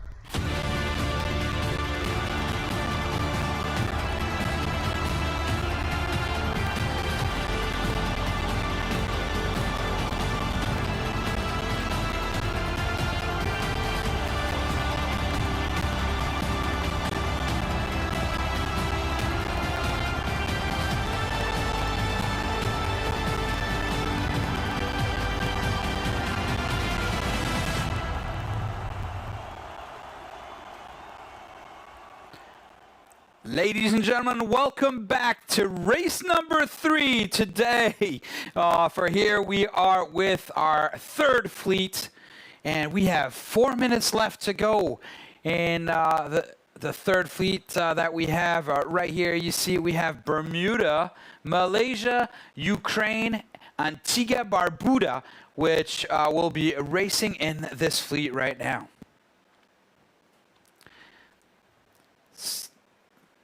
Here are the teams that are out on the race course right now. On the top left-hand side is Team Bermuda, the Privateers, and managed by the team captain, Rockall Evans. This team is ranked at number 49 in our SSL ranking, and they're weighing in at a good 720 kilos. To the right of that is Team Malaysia, the Monsoons, SSL ranked number 47, weighing in at 727 kilos. Team captain is number 10, Megat Daniel. Bottom left of your screen is Team Ukraine, Haidamaki. They are SSL ranked at number 34, and they are the lightest team today at 707 kilos. Team captain number 13, Ihor Matvienko. And bottom right, last but definitely not least, Antigua, the Rum Runners, SSL ranked at number 64, weighing in at 725 kilos. Team captain is number 10, Shannon Falcone. Shannon has won already the America's Cup back in 2013, and he is on his 7th America's Cup campaign. And here we are on board with team. We were just talking about Shannon Falcone. He is on the right-hand side right there with sunglasses, no hat on. So that's your team captain. Looks like his spot will be as a mainsail trimmer. These onboards are just absolutely wonderful. We're getting great sounds coming off of these onboard cameras, and so you really get a feel for what it's like on these boats. Here we are on the Malaysian boat right there. Sorry, this is the Malaysian boat right there, with Megat Daniel, who is the captain on the boat. We have 1 minute and 18 seconds. As we can see, all the boats are getting lined up to come into the starting line. This is the furthest that we've seen the boats preparing themselves. Oh, what a great picture right there. You have the whole fleet right in front of you. And it looks like Malaysia is really trying to be the most leeward boat. Now, let's hope they didn't lose too much speed in that maneuver. Being the leeward boat gives them a great advantage. Here is Team Bermuda, and we see jib trimmer Brown right there, which is they're really trying to. Oh, they're getting squeezed out. They're looking like they're going to have to tack with 38 seconds left on the clock. That's going to be a tight one. It looks like they're being squeezed out and being covered by everybody. And we still have a Team Ukraine. And Team Ukraine right now is the most windward boat. Now, what's going to be happening, it looks like as though we have Team Malaysia sort of squeezing everybody up towards the line. They have the advantage, 10 seconds left to go, and they're going to be bearing away right now. Looks like Team Malaysia, with a very tactical start, has managed to slow everybody down, and they still haven't crossed the starting line right now. So let's see, can Team Malaysia make it first across the line, or did they squeeze everybody out just a little too much and not make it across the line? Looks like Team Antigua Barbuda right there taking the lead of this race. First race for fleet number 3. Wow, they managed to just make it out of there. They've got a clear advantage above the windward boat, which is just right above them. And now it's a drag race. Remember, we said it's a drag race in the beginning. They've got Malaysia leeward of them, and it's just going to be seeing who can go the fastest for the time being. Bermuda had to do 2 tacks before the start, at about 40 seconds before the start. Now they have some clean air, that's the advantage, but they were the last ones to go to cross the line. Here we go on the back. We have Team Ukraine, which is just tacked over. Are they going to be able to pass out in front of the Team Bermuda? It looks like Ukraine has successfully passed in front of Bermuda. We're on board here with Team Malaysia.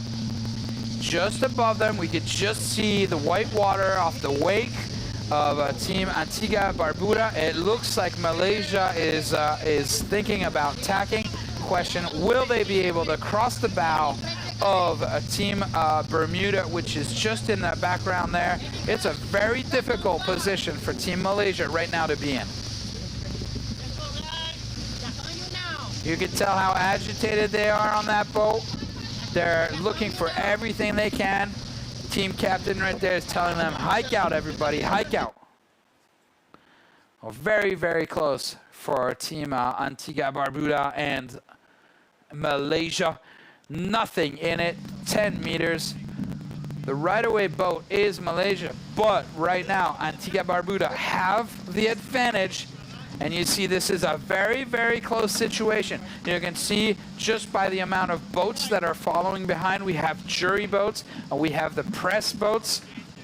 So the jury boats are umpires. You see them, you'll be able to see them. They have a striped black and white jersey, just like you would see in many sports.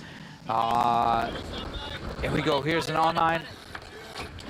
Looks like they're about to do a jibe. Oh, very nice. That's a very fast, tack, not a jibe. They're about to tack. They just tacked.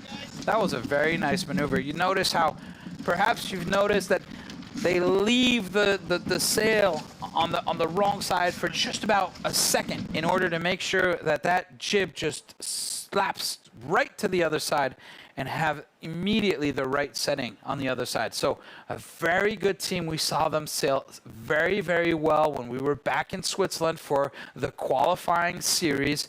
And I just want to remind you, for the qualifying series, there we had, 56 teams in this competition. We have 40 of them that are going to be here. And we had 16 teams that did not qualify, and that was all last summer that this happened. And so we are really, really looking forward here for this final. Looks like Bermuda just did a tack. I don't know what's going on. It looks like they're kind of slow out of that tack right there. Is there a little bit less pressure? I don't see them hiking. So I'm just wondering, are they in a wind shadow, perhaps, or did they just have a little bit less pressure? I see Antigua Barbuda. Also, not everybody is hiking. So yeah, it looks like we have a little bit less pressure on the water, but we've got everybody coming together. And we haven't talked a lot about Ukraine. Ukraine is just going on their merry way right there. They're currently in 3rd place, and they're We can see them in the background right over there. Are they going to tack on top of Bermuda? It looks like they have. So it looks like Team Ukraine right there, and you can see in the background, Team Ukraine is on the right-hand side, Bermuda is on the left-hand side on that picture we just saw, and it looks like we've got a battle on our hands right there for third and fourth place. Malaysia, second place, was going off to the left, and now everybody is on a port tack. Here it is. This is the drag race. 9 meters in it between Ukraine and Bermuda. Calling out the pressure, and when they're saying the pressure, what they're talking about is little gusts of wind. So everybody's got a job to do on that boat. Some of them are looking at the sails and how they're trimming. The skipper is trying to make the boat go as fast as possible. And we'll have, as we just saw right there, somebody who's going to be telling the skipper, okay, we've got a little bit more wind. Somebody looking outside the boat. Very, very important. Somebody is looking outside the boat, trying to figure out where are the other competitors, where is the wind.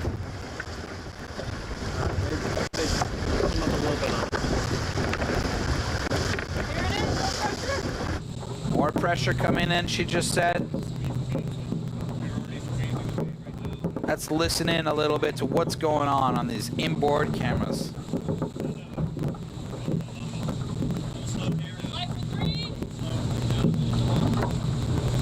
More pressure on in 10.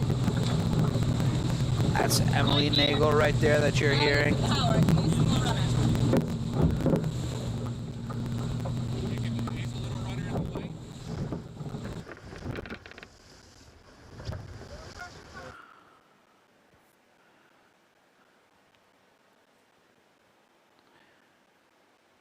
And we have, looks like Antigua Barbuda has now managed to make it out over, and it's got a 7.4 meter lead right now over second place.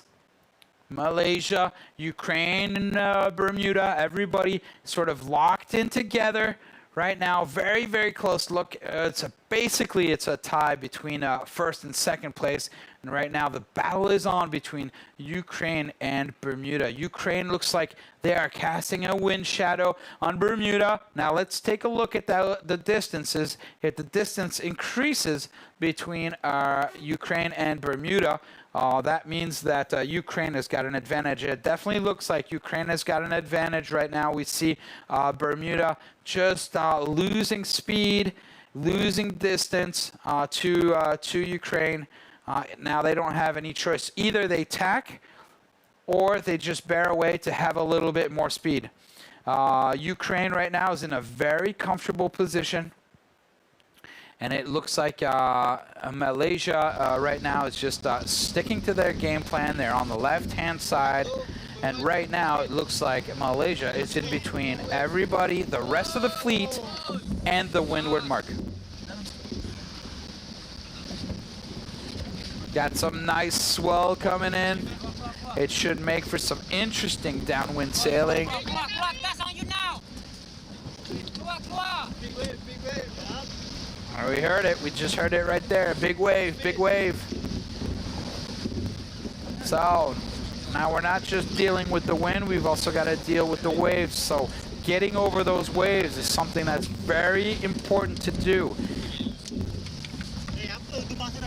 And we'll see the, oh, there we go. You can see when the boat slams down off the waves.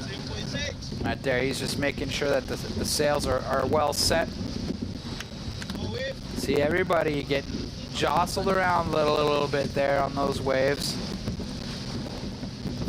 These aren't short little waves like we're used to having back on lake sailing, or the short waves that we had in the qualifying sessions. We are now here in Las Palmas and Gran Canaria, and we have ocean swell, so very different conditions. You can tell that you know, they've got to hold on a little bit. Yep, you're getting jostled in the back over there. Remember, the back of that boat, there's at least a good 5-6 meters from the keel, so they get jostled around pretty good back there.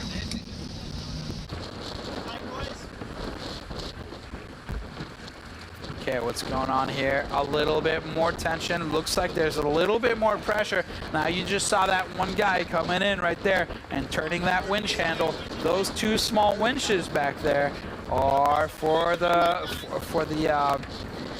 backstay. So they're putting a little more tension on that, which means probably we're getting a little bit more wind, which is coming out on the race course. We saw this earlier today on the right-hand side, a little bit more wind. Oh, looks like Antigua Barbuda right there is going to be able to make the pass on Malaysia. Malaysia does not have the right of way, so they got to keep clear. And what's going on down there? The battle between Ukraine and Bermuda. And it looks like Ukraine has just tacked on top of Bermuda, or perhaps just in front, which might, there it is right here. Bermuda again in difficulty. It's a tough first leg for them. Ukraine in a very powerful position right there. Bermuda will most likely have to tack again. Ukraine being in the position they are casting a wind shadow on Team Bermuda. So Team Bermuda is not able to sail as close as they want to the wind. Now it all depends on where we are in the race course. Perhaps they have to keep this position because they need to get to the weather mark. Difficult to tell with this onboard shot right now.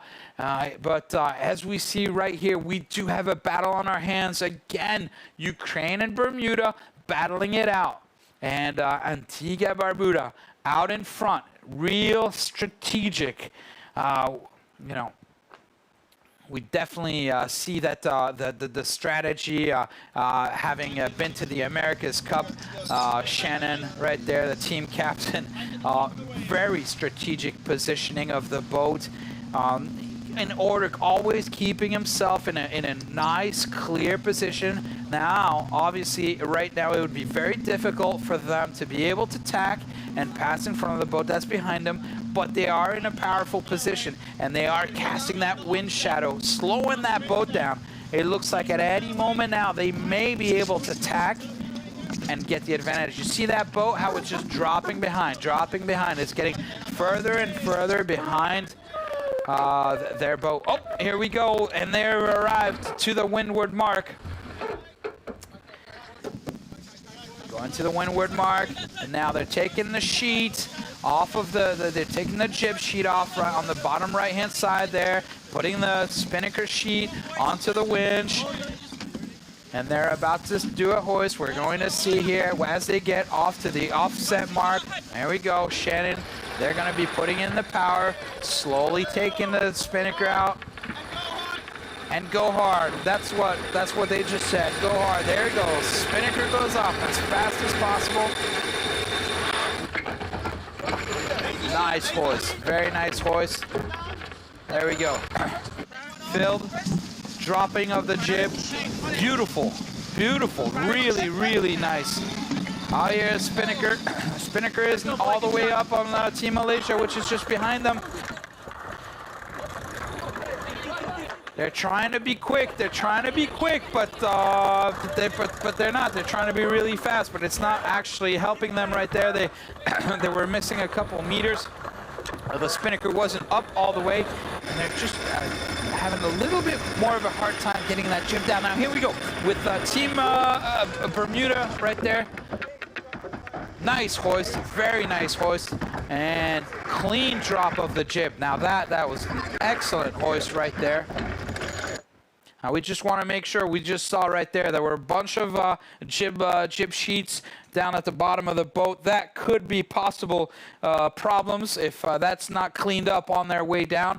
So a little bit of housekeeping is going to probably happen on that boat. But for the time being, here we go. It's we've got two battles on our hands right here. We've got Ukraine and No, we have Antigua, Barbuda, and Malaysia out in front, as well as we have another battle out behind, Ukraine and Bermuda.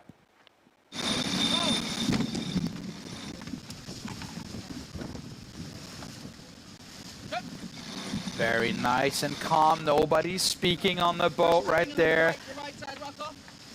Big concentration.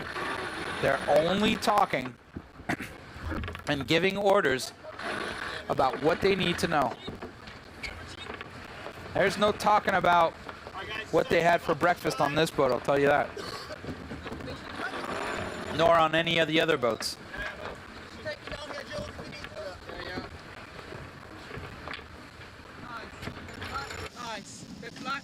Here we go. Here's an attack coming from Team Malaysia. Team Malaysia is putting their bow up. It looks like they just had a really nice surf on one of those big waves, and now it's time for Antigua Barbuda. There it is. Sheeting in, and now the boat slows down. They're going to be sheeting out a little bit. Try to working those sails. All right, Malaysia. Is that Team Malaysia? The Monsoons making a jibe. Looking like they're jibing. Going back to the right-hand side of the race course. I'm trying to get a little bit more of that pressure.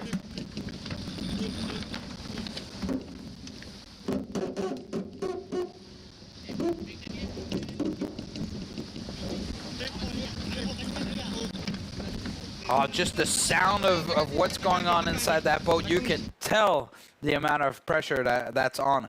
Antigua Barbuda obviously having a good lead right now. They didn't put in a jibe. As soon as they put in a jibe, well, there it is. We're talking about it. Now they just put in that jibe, so they are going to lose a little bit of distance because obviously when you do a maneuver, you slow down a little bit. And they definitely don't want to let the fleet go off to the right-hand side of the race course.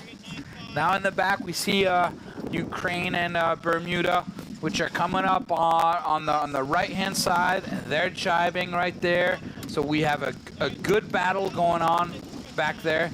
Looks like we got a little bit of pressure when the boats are heeling over like that. They've got their biggest spinnakers out right now. So those are some really big sails that they have to deal with. There we see Shannon right there with the main sheet in his hand, really trying to make that boat go as fast as possible. They're pumping the sails. They're really working on that boat speed. We have a good tight cluster of boats right here. Very nice. We see Bermuda in the background. Malaysia, everybody's concentrating. We see that they have shifted their weight slightly backwards. So we can tell we're getting a little bit more pressure. We're getting a little bit more of that ocean swell that's coming in. Still calling out the pressure right there with our number 3, Emily Nagel. She's checking it out. She's talking to everybody who's back there, who's on the back of the boat. Obviously, the wind is coming from the back of the boat. Somebody needs to be looking backwards. You know, that's something that's very important. Everybody has a tendency to want to look forward and see what's going on in front of the boat. But when you're sailing and on a downwind beat, you have to make sure that you're looking at what's going on behind you, especially because the boats behind you are going to be able to put a wind shadow on you. And look right here on Malaysia. Is there anybody who's looking back behind? There we go. The first ones are looking back behind.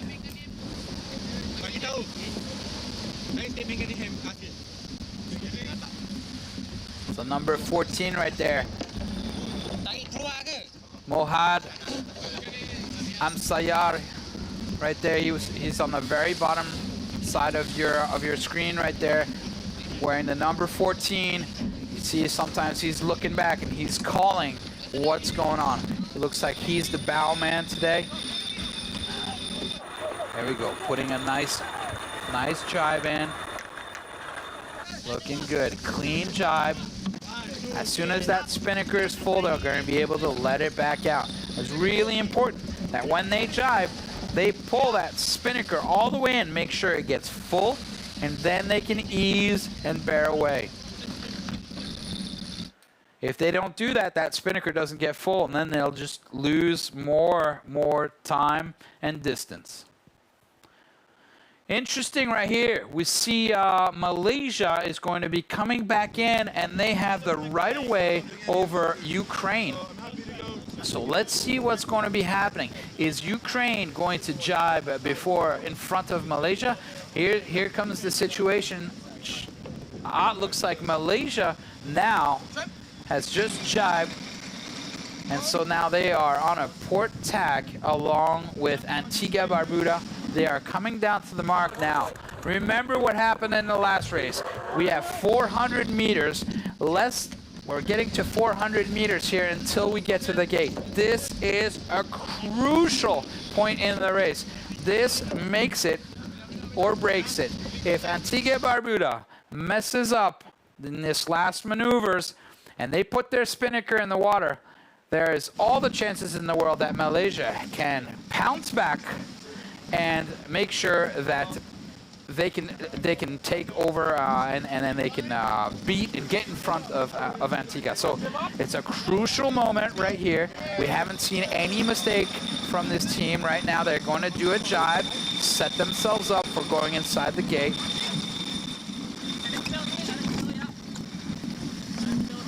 There we go. This is the jibe right here. Good jibe. Looks like, there you go. Looks like spinnaker is set. They're easing it back out. Now, they're going to be coming back into the gate. We've got two boats behind.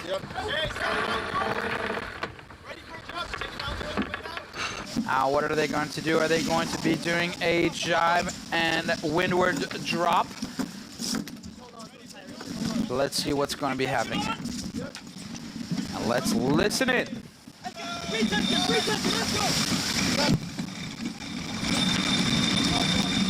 Yep, it's going to be a drop.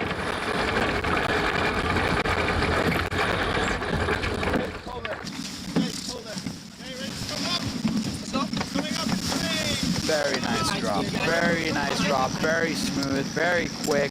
Right inside the boat. Absolutely no issue. But it looks like in the background there is a lot going on back there. And what's going on here? Oh, we were just talking about not messing up. Oh, it looks like Malaysia is having problems with their spinnaker. And how about Bermuda in the back? Bermuda also is having issues. They're not being able to put it. They've wrapped the spinnaker around their mast. They have to go back up windward, and they're having a lot of difficulties. Look at the boat. It's not going very fast. They've lost more speed. This is not good. This is not what they needed. Bermuda needs to have these drops really clean. Oh, that's so unfortunate. They went past the buoy. There we go. Look at you could see the trajectories of the boats right there. Bermuda is in purple or pink, and they went a little bit further. Now, perhaps they had to do that because it looks like they had a boat on the inside. They had Malaysia who had the right of way, but they kept their spinnaker up just a little too long, and that drop was, they really needed to get that drop right. That's unfortunate for Team Bermuda, and now they were fighting with Team Ukraine. Ukraine looked like they had a good drop down at the bottom. They didn't have anybody down there to fight with, and so they managed to get their spinnaker down very nicely. Now, let's see what's going to be happening as Team Ukraine and Team Bermuda join back up. What's happening with Ukraine? Are they having an issue? Did they touch the buoy? Oh, I think Ukraine touched the buoy. And they are currently doing a 360 where they have to do a penalty turn. Oh, that's good news for Bermuda. That's terrible news for Ukraine. Oh no, they didn't have anybody with them. They had all the room in the world to get around that buoy, and they just managed to touch it. Oh, what disappointment for Ukraine right there. Oh, that's very good for Bermuda though. But that's what happened. So, Bermuda, with a difficult takedown, had issues. Ukraine, a good takedown, just managed to touch the buoy, not concentrating on where that buoy was, looking too much at what's going on inside the boat. Remember, keeping your head outside the boat. You need to know where the wind is coming from, where your opponents are, and you definitely need to not touch the buoy when you get down to the leeward mark.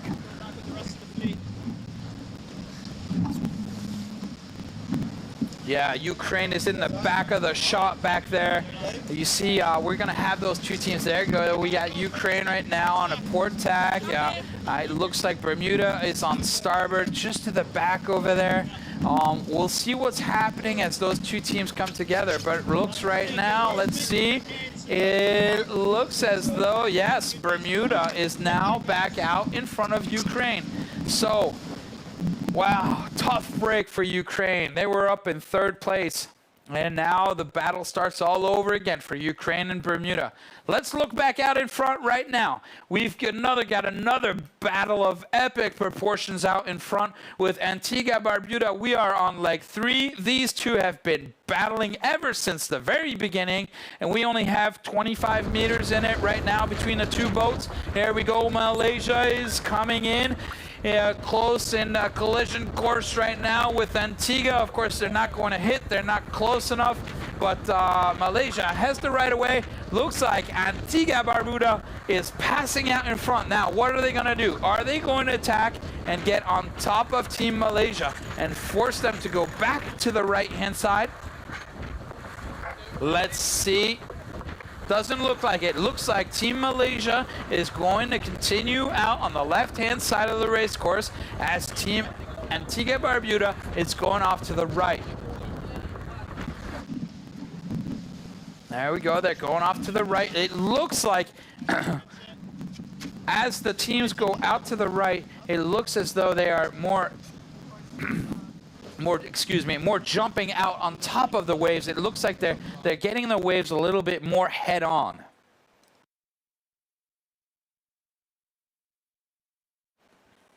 "140 meters now between Malaysia and Antigua. It kind of looks like there's a left-hand shift. We've seen this all day long. The wind turns left, but the pressure is on the right. It makes it super difficult, tactically speaking. Are you taking the advantage of the wind shifting to the left by going to the left? Or are you going off to the right and taking the advantage of having more pressure?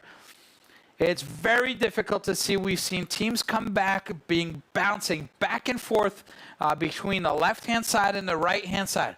Right now, what I can tell you is there's 184 meters distance between Malaysia and Antigua Barbuda right now, and we'll see what happens. Remember, we still need Antigua Barbuda to attack, and that's going to close that distance off. Not too long ago, we only had 20 meters in it. So we've got some swell out there. We've got a little bit more pressure, and that's making a big change. Now, see that Ukraine right there is in a difficult position with Malaysia. With Malaysia, that is casting a wind shadow over them. The teamwork on Team Bermuda is impressive. It's very calm on that boat. No talking. Lots of concentration. Clean boat. Now if they can have a good hoist, they might be able to get back and sort of close the gap between Malaysia. We'll see what happens right here. Here we go. This is the playing field right here. It is Ukraine has gone off to the left. They have to do something. They can't just follow the others. You're not going to get out in front of the others if you just follow right behind them. So they're taking an option. They're going off to the left, and they're going to try to make something happen. There is still a possibility for Ukraine to get back into it. Bermuda really is going to have to sail very well here in order to stay out in front. But for the time being, Bermuda's got a nice lead, a good 150-meter lead over Ukraine. And we see that distance now between the leader and Malaysia coming closer and closer together. So that definitely tells me that there is a left-hand shift right now. Let's see, what is Malaysia going to do? Looks like Malaysia is tacking a little bit early. There it is. As they tack early. Now there's not enough, there's too much distance between Antigua and Barbuda for Team Malaysia to get an overlap or to get an advantage of being the leeward boat and casting an upwind wind shadow. There we go. 136 meters. So definitely looks like Antigua Barbuda are finding some pressure out there, and they're sailing higher and they're sailing faster, and they're just absolutely got that boat dialed in. You could see the distance going up between Antigua and Malaysia. It's a constant increase in distance. You can see the boat looks very flat. Now we did see also in the stats that this team right here is one of the heavier teams. We saw Malaysia is one of the lightest teams. That does make a big difference, especially in these wind conditions. We are not in very strong wind conditions. So basically, they are able to keep the boat much flatter than Malaysia, and that's making them have a better riding moment and making the boat go faster. You see the boat very flat, not too much heel, good speed right there, and increasing the distance.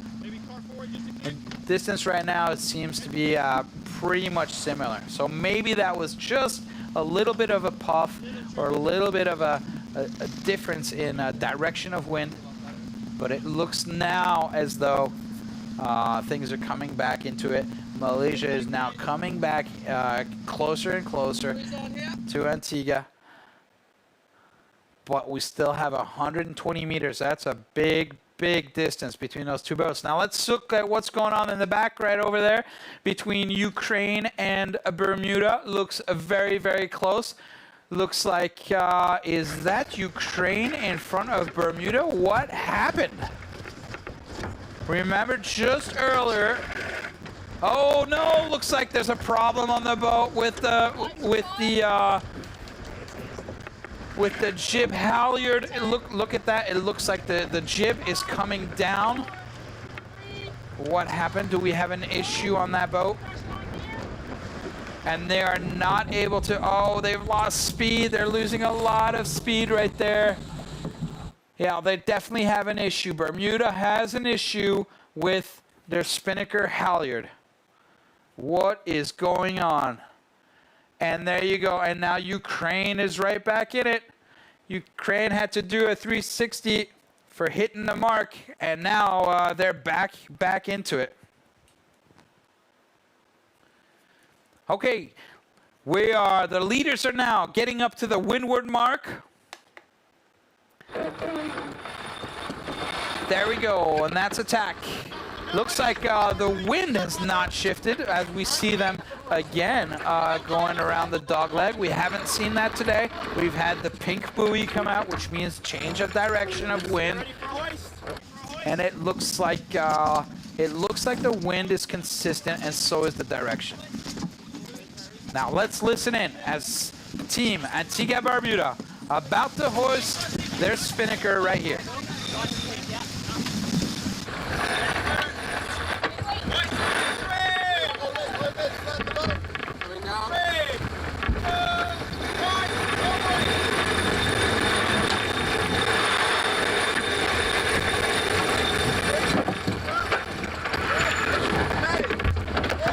Oh, so smooth, very nice. That spinnaker hoist was just absolutely beautiful. And you hear that countdown, 3, 2, 1 hoist, and as soon as it's up, the jib comes right down. Now, that right there, ladies and gentlemen, is how it's done.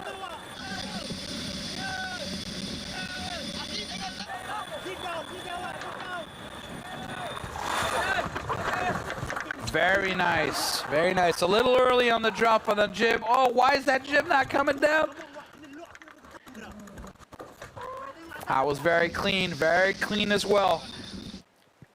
Not quite as fast as Antigua and Barbuda, but a very nice drop for Team Malaysia.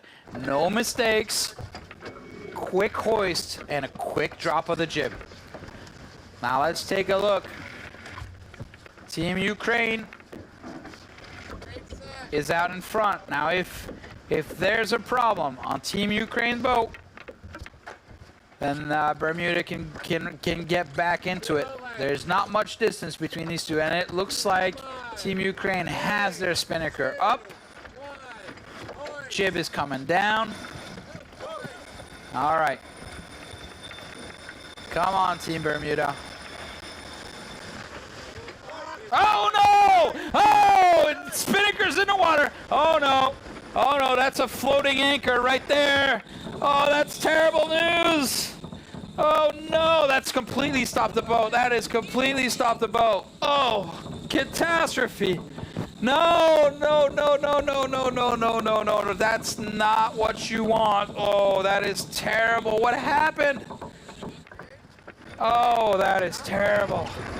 Yeah, when the spinnaker goes into the water like that, you just all of a sudden, it's, you know, it's cubic meters of water just stopping the boat. The boat just immediately stops. It's a floating anchor is what it is. Oh, terrible, terrible news for Team Bermuda. Oh, geez. Well, that's what happens. Sometimes that happens.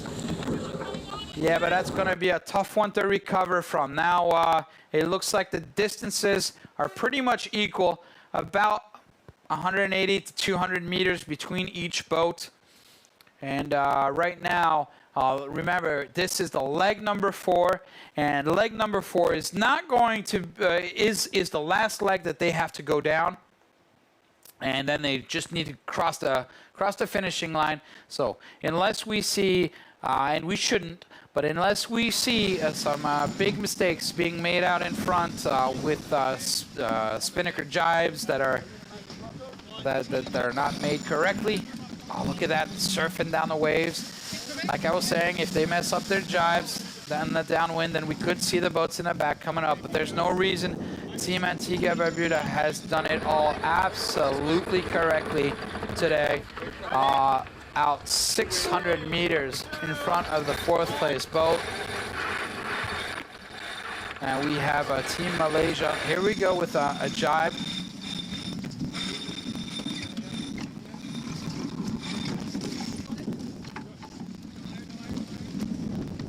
We should be able to see that spinnaker should be coming back on the left-hand side.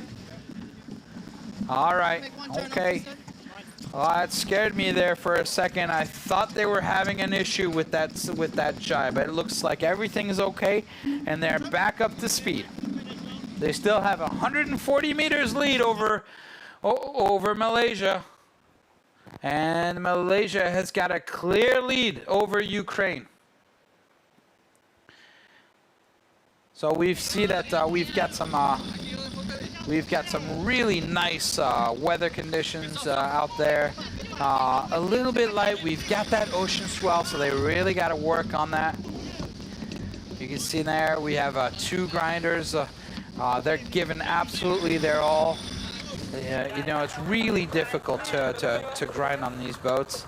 So having a little bit more power, having two people on that grinding pedestal definitely helps. It's a lot of work. When you've got those waves, you got to work those waves, and that's exactly what they're doing. So every time they can get a good surf, well, they're gonna sheet in a little bit and get a little bit more pressure in those sails and get that boat moving faster down those waves. It's constant work. There you go. You see back there between the two grinders, you also have the main sail grinder. So they're working everything. Trim. You hear that? So trim the spinnaker or the gennaker and the mainsail. I say spinnaker, but it is a gennaker. Here we go, 143 meters between the leader and Malaysia, who we were just on board right there, trying to catch back up with Antigua. It looks like we have 1,000 more meters left, 1,140 approximately meters to get to the finishing line. We're going a little bit further. The finishing line is further down than the two buoys, the gate that we saw for the Downwind. It looks though Ukraine has got now a very comfortable lead over Bermuda. Going off to the left, probably trying to look for a little bit of pressure off on the left-hand side. Antigua Barbuda staying between their opponents and the finishing line, and we know that that way they're blocking themselves. They're making sure that nobody can pass them. Right now, it's just about being safe, making no mistakes, keeping cool, keeping calm. But Shannon Falcone right there, the captain, making all the right decisions today. Very impressive to watch these guys sail. Very nice drop. That drop was amazing. It's very difficult on these boats to get the spinnaker to drop straight in. The technique has to be absolutely impeccable. The timing between when the sheets are let loose, and when the spinnaker goes in, and the grinders and the halyards and the timing of everything has to be absolutely impeccable. And within 5 seconds, the whole spinnaker can be back into the boat. But if one of those things is wrong, then you'll have an issue. And we've seen many teams that have had problems because the timing is just not on. Now it's just a question of teamwork and a question of communication. And Shannon really showing how it's done out there. Congratulations. That's a beautiful sail by Antigua Barbuda. Obviously the grinder there, he's grinning. It's looking like they're getting tired right there. It's a tough, this is the lightest team out there on the water today. So, you know, by a good 30 kilos. Now remember, you may think that 30 kilos is not a lot, but remember, these boats are absolutely identical. They're exactly the same in every way. All the way up to the colors of the sheets. They are exactly the same colors on every single boat. So having a weight disadvantage, like we saw when we were showing the teams in the beginning, well, that does have an influence. And that means that those guys are just going to have to grind a little harder, grind a little more. Now let's look at this.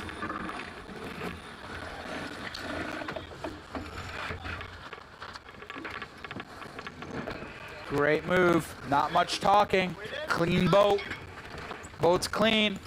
There's no mess on that boat, which means that every time they do a maneuver, and look, they're cleaning.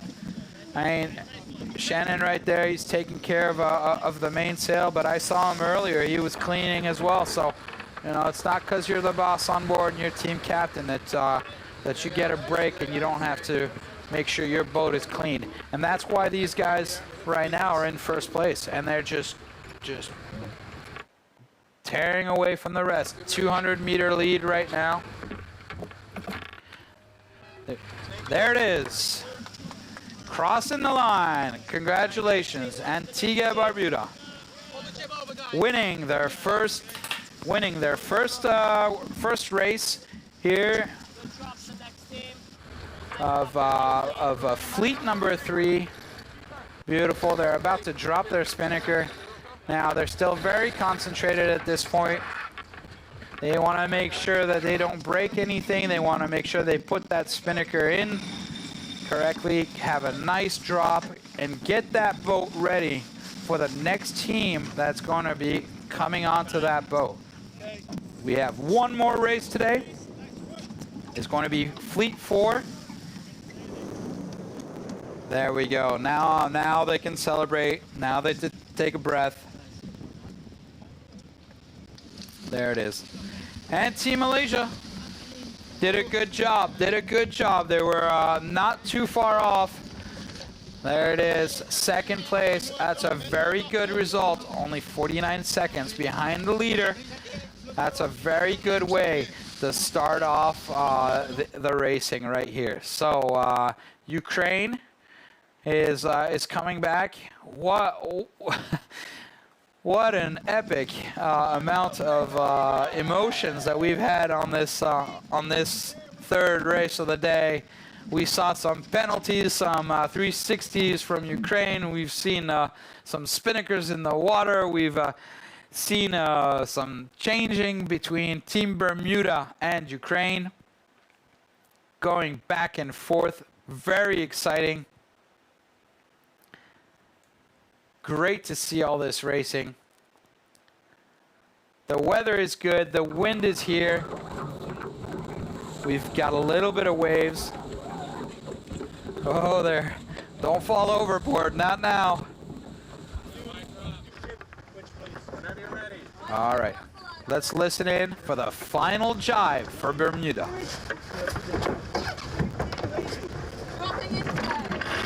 It's not going to be a jibe, it's going to be a drop.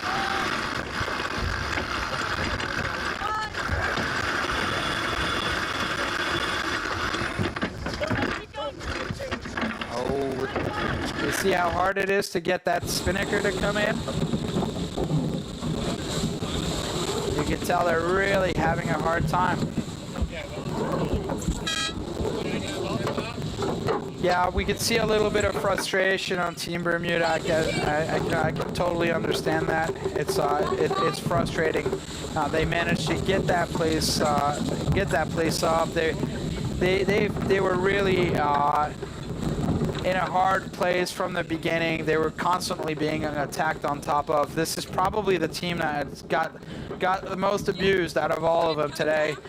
So tough racing for them. You know, everybody was really being aggressive on top of Team Bermuda. So so difficult day out on the water for Team Bermuda. Looked like a pretty easy day out there for Team Antigua Barbuda. Very nice sailing. Ukraine finishes third. That was an up and down day for them as well. They're quite lucky to be finishing in third. Because of that touching of the buoy down at the first gate rounding. And Team Malaysia, clean racing, but they weren't able to just keep up with Antigua Barbuda. So this will be a very interesting fleet to look at as the future for the future races. And so, ladies and gentlemen, that was the third race of the day. So the first race for this fleet number 3. Stick around with us. We will take a break, and we will be right back for fleet number 4 and their first race of their series.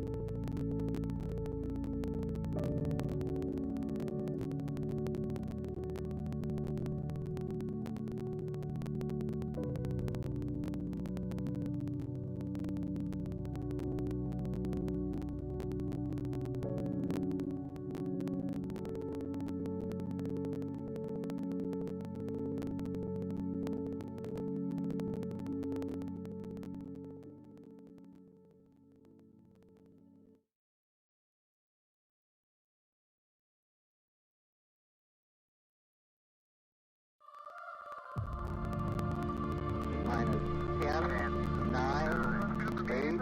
We have a go for main engine start. We have main engine start. 4, 3, 2, 1.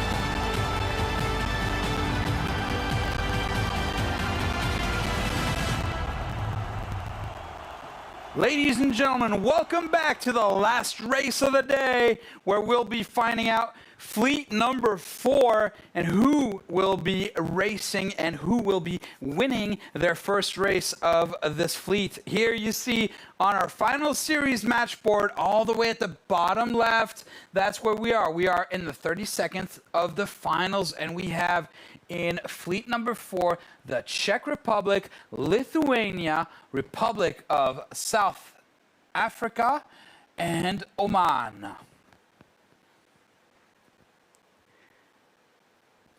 Here we go. This is the team, well, not the team lineup, but you will find out about the teams. On the top left, we have the Czech Republic. They call themselves the Czech. They are SSL ranked number 30. Total weight on this boat, 723 kilo.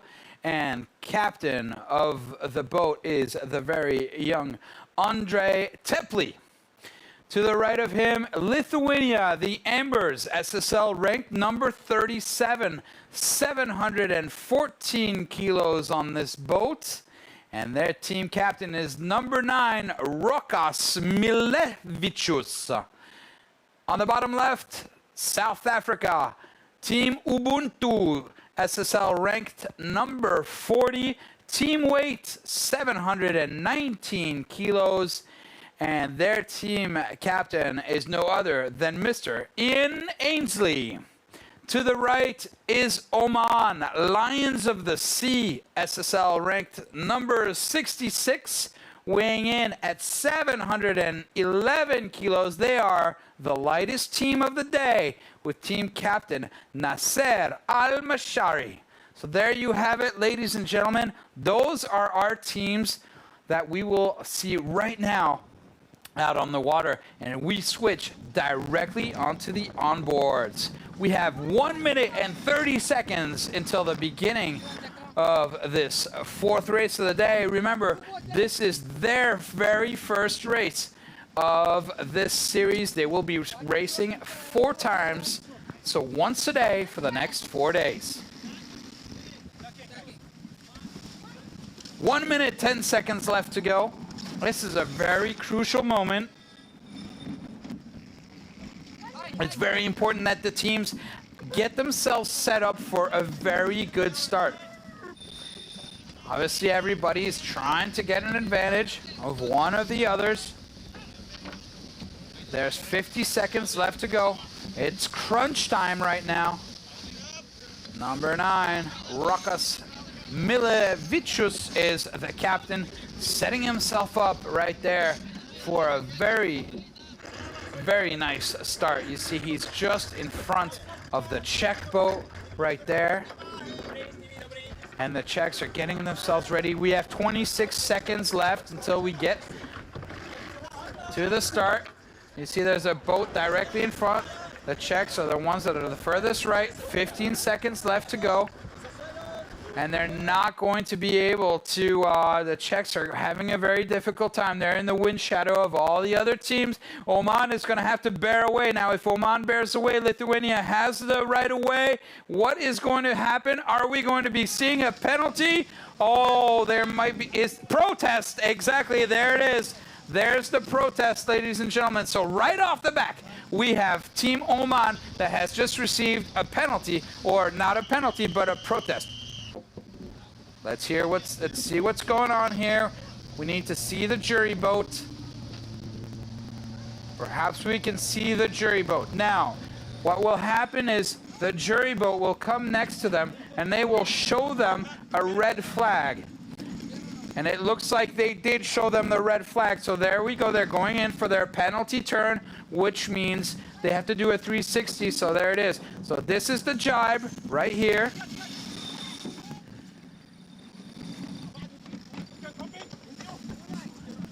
And I believe, did they already do their tack? I think they already, yes, they already did the tack to begin with and a jibe. So we haven't even, we've basically just begun to start the beginning of this race. We already have a penalty because Oman, basically what they did is they came down on top of Lithuania, and the leeward boat has the right of way, which means that there was nothing that they can do Oman, with Lithuania to be able to avoid that, which gives a penalty to Oman. Now, let's see if one penalty is the only thing they're getting, or are they also going to get penalized for dangerous, or shall we say, too aggressive sailing. That will be up to the jury. But for the right now, the Czech Republic is out in front with 118 meters lead. Lithuania, which we see in our screen right now, are attacking. And South Africa. So they're attacking right on top of South Africa. South Africa is on the left-hand side of your screen. You see they're bearing away. They're really trying to pick up their speed. They've decided they want to go to the right-hand side of the race course, and they're willing to sacrifice a little bit of distance in order to not be in the wind shadow of Lithuania. So, very tight racing currently between Lithuania and the Republic of South Africa, and there's not much in it. We already have a penalty for Team Oman, and we have the Czech Republic, which has gone out on a solo mission off to the right. Now that can always be a little bit dangerous. We'll see what happens as they come back together. For the time being, they have a good lead. And they managed to get themselves out of trouble, even though they were a little bit late to the party, to the starting line.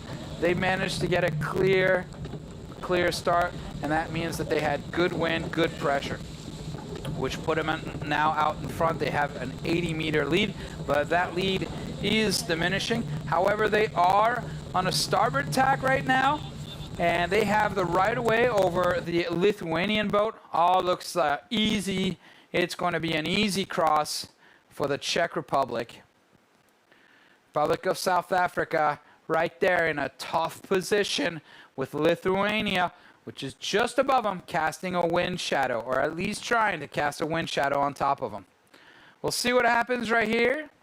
It looks like they're getting closer and closer together. It looks like we may have gotten a left-hand shift. 30 meters into it. Are they going to cross, or are they going to have to duck under? What is Lithuania going to do? Do they want to keep the right, or are they going to get bounced back to the left by the Czech Republic? This will be interesting. We're in the first leg. We're about halfway up the race course, and already a whole bunch of different situations have been going on. We see that all of these guys, all these teams are quite evenly matched. And remember, there was a draw of the teams that were made last night. So they were randomly chosen by luck of draw, and depending on which fleet they're in. And it looks like this fleet will be a very interesting fleet. Obviously, all the other are also very interesting, but this is really the most action-packed for the time being that we've seen off the start. Now, the weather conditions also help that, in being that we have absolutely great sailing conditions right now. Pretty easy in terms of the wind. We do have a little bit of chop and a little bit of waves out there, and that makes it a little bit more difficult. We've seen some of the other teams and the other fleets get bounced around quite a bit on those waves. So when you have light winds and big waves, it's not really easy. It makes it a little bit difficult to keep that boat speed up. All right, here we go. We're on Team Czech Republic. The Czechs putting in attack right now. Oh no. Uh-oh. Is that a man overboard? It's a man overboard. We have a man overboard. Oh, what happened? No, they were in the lead, 85-meter lead. They have to go back. They have to go back and pick up their guy. Now, we'll see if they manage to pick him up, because putting in a man overboard maneuver in one of these race boats is a very difficult thing to do. is a very, very difficult thing to do. Let's see what's happening here. We have the jury boat on the left-hand side. So jury boat helped him out. Oh, eventful man overboard. We have not seen a man overboard situations in any of the qualifying series or practice events, for that matter of fact. Unbelievable. Unbelievable. We'll have to go and ask them what happened. We didn't see it there, but wow. Man overboard. Now, I told you this was an exciting first leg. Wow, look at that. Yep. That's unbelievable. Wow. Yeah, we haven't seen that. That is crazy. All right, well, there goes the Czech Republic down back to fourth. Now they're going to have to work hard to get all the way back up to the top. But this is leg 1 of 4. What else is going to be happening in this completely crazy race? Fleet 4, unbelievable, action-packed fleet. Wow, Lithuania right now leading with 91 meters in front of the Republic of South Africa. We have Oman, which has already had a penalty, which is now back to third place. And the Czech Republic were in first until they lost somebody overboard. And, well, very nice of them. They went back and got them. They have to. It's an obligation. They have to go back and get their man overboard. As you saw, the jury was there to help, but it is not the jury's job to go and pick up people that fall into the water. Anybody who's been sailing, you know very well that you are responsible for everybody on your boat. As a matter of fact, the rule says that you cannot continue sailing unless you have a full crew on board. So if they were to continue sailing, and let's say a jury boat or somebody else out on the water picks up their person and puts them back onto the boat, well, in that case, what would happen is they would get penalized, and they would probably get a black flag, because you know that's not sportsmanship way to act and react. So lots of things happening in this first leg. We've got 1,000 more meters, 1 kilometer left until we get to the weather mark. And then, ladies and gentlemen, it'll be time to hoist the spinnakers. Now, what will happen when the spinnakers will be hoisted? We'll see. We'll find that out in less than 1,000 meters. But for the time being, it looks like we have pretty even sailing, pretty even distances right now between the leader, Lithuania, and the Republic of South Africa. In third place, we have Oman. And fourth place, the Czech Republic, which is on starboard and is crossing behind the fleet.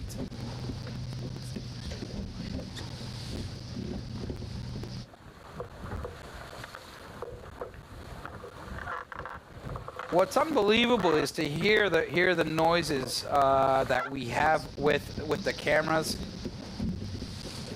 It's great to be able to hear what's going on in the boat. And one of the things that we can hear is the silence. You know that on a boat, when there is no talking, everybody is very concentrated on what's going on. There you see how they rappel. There are no hiking straps.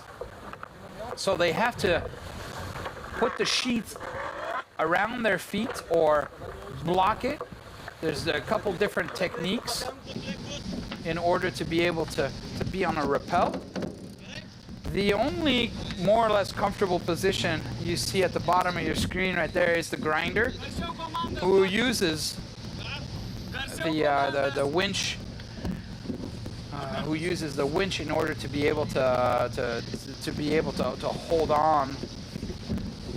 Obviously, I say comfortable. You can imagine hanging off your arms and having your feet wrapped around the winch is not the most of comfortable positions.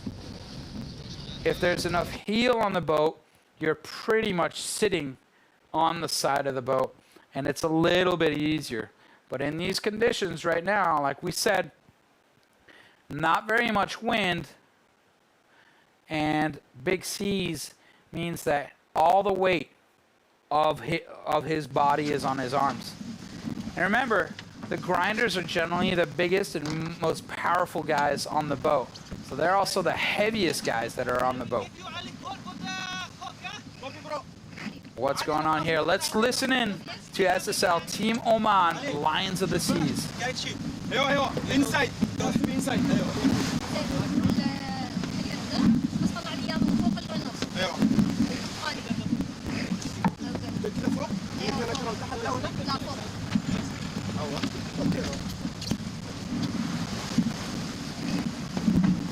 I thought that we were going to have maybe attack coming in.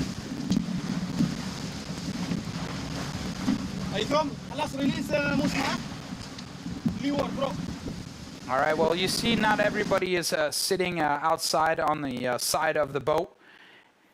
This is why they're talking, because they are getting closer and closer to the mark. So first boat is Lithuania, and they are our leaders right now, going around the weather mark right now. Good maneuver from them, getting everything ready, getting the spinnaker pole out. As you see the bottom right hand side of your screen, taking the jib sheet off, putting the pink spinnaker sheet back on. Grinders are getting ready, and watch it. We're gonna listen in.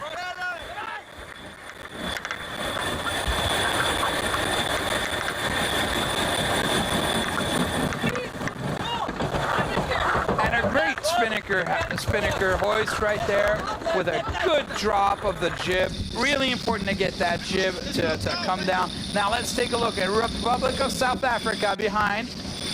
Spinnaker is almost all the way up, but it's not full. It's not full. Oh, is it in the water? Oh, they're having a little bit of an issue. They're having a little bit of an issue with their Jenniker right there. It looks as though it's having a real hard time, and they're losing distance right there. Here comes Oman. If Oman can get a really nice hoist, they can make up some time and distance on the Republic of South Africa. Looks like a good hoist, and it looks like a good smooth drop on the jib right there. Very good for Oman. They're going to be able to reel in the Republic of South Africa right there. Very good maneuver. Here comes the Czech Republic.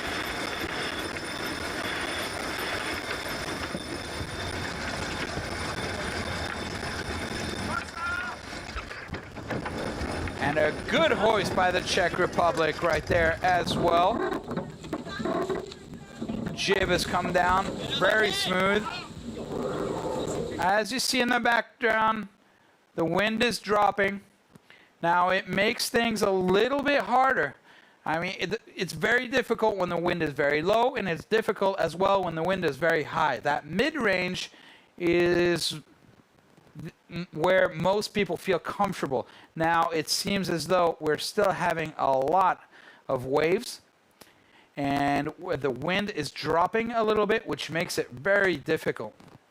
It makes it difficult for the spinnakers to be full and to have enough power. It looks as though they're having to go closer and closer to the wind in order to fill those spinnakers up. More on a high mode right there, in order to, you see those waves right there rolling in. So they are going to have to really work on those waves in order to be able to bear away as they're surfing down the wave, and then luffing as the wave catches up to them. So there's a lot of work that's going on these boats right now. And we saw in the last one, we saw Team Malaysia look to be very, very tired. It seemed as though they were the ones that had the lightest crew and here we have also a couple crews that are quite light. So it's going to be a little difficult for them physically. It takes a lot to work these boats, and in these light conditions, they've got the biggest sails up, obviously, and that's something we haven't seen very often. Right there, we have somebody looking backwards and telling the others. That's the tactician right there. That's the tactician, and he's telling everybody, you know, what's going on. He's looking backwards. We haven't had too many people look backwards. We did have at one point a couple of the guys that were in the front of the boat that were just looking back and telling what the wind was doing. But right there, Rokas Milovicius, captain of the boat, number 9. He is in the tactician spot, and he's telling the others what's going on. He's looking behind them and making sure that he's fending off any of those attacks that could be coming from behind him. Remember, the wind comes from behind you. The boats that are attacking you are also coming from behind you. It's very important to be looking behind the boat. Many people, when they're sailing, want to look in front. You really have to see and look what's happening behind you. We see right there, Lithuania, 33 meters ahead of the Republic of South Africa. But the Republic of South Africa right now have got an advantage. They are managing to be able to cast a wind shadow in front of Lithuania, and so Lithuania cannot actually pass them right now. What Lithuania is trying to do is to keep their position and basically not allow the Republic of South Africa to be able to go further down and to get in front of them. As the Republic of South Africa bears away and tries to overpass or overtake or go in front of Lithuania, they won't be able to, because they are the windward boat. They do not have the right of way. So rules and strategy in this particular position right now is very difficult. Lithuania right now cannot accelerate. As soon as they accelerate, they fall into the wind shadow of the Republic of South Africa. So Lithuania is stuck. They can't go forward. And the Republic of South Africa is also stuck because they cannot bear away. So now we'll see what's going on. It looks like we have a couple of changes. It looks like the Republic of South Africa is now in first place. They've managed to slow down Lithuania. And Lithuania has had no choice and has to now back off and is behind the Republic of South Africa. Now, what are they going to do? Well, they're going to try to do exactly the same thing. So we have a good battle right now here for the first and second place. We have 1,000 more meters to go. We are on leg 2 of 4, which means this is the first downwind leg that we will be doing. And remember, when we get down to the gates of the downwind leg, who knows what might happen, because that is the trickiest part of getting the Jenniker down, hoisting up the jib, and being able to jibe around the buoy. We saw in earlier today, we've seen teams getting penalized. We've seen spinnakers in the water. We've seen boats that have hit the buoys and penalized, having to do 360s afterwards. So a very exciting moment is in about 800 meters, and where we'll see everybody dropping their spinnaker. This could be an opportunity for the Czech Republic to be able to come back. It looks like the Czech Republic have found a little bit of wind and have managed to crawl themselves all the way back up to second place after that man overboard. They are now 10 meters behind, 10, 12 meters behind the leader. Anything could change. We'll see if they can come back up. Will it be a remontada of the Czech Republic? We'll see. We'll have to see. 600 meters left until we get to the gate. This is going to be very exciting. We are on board with the Czech Republic.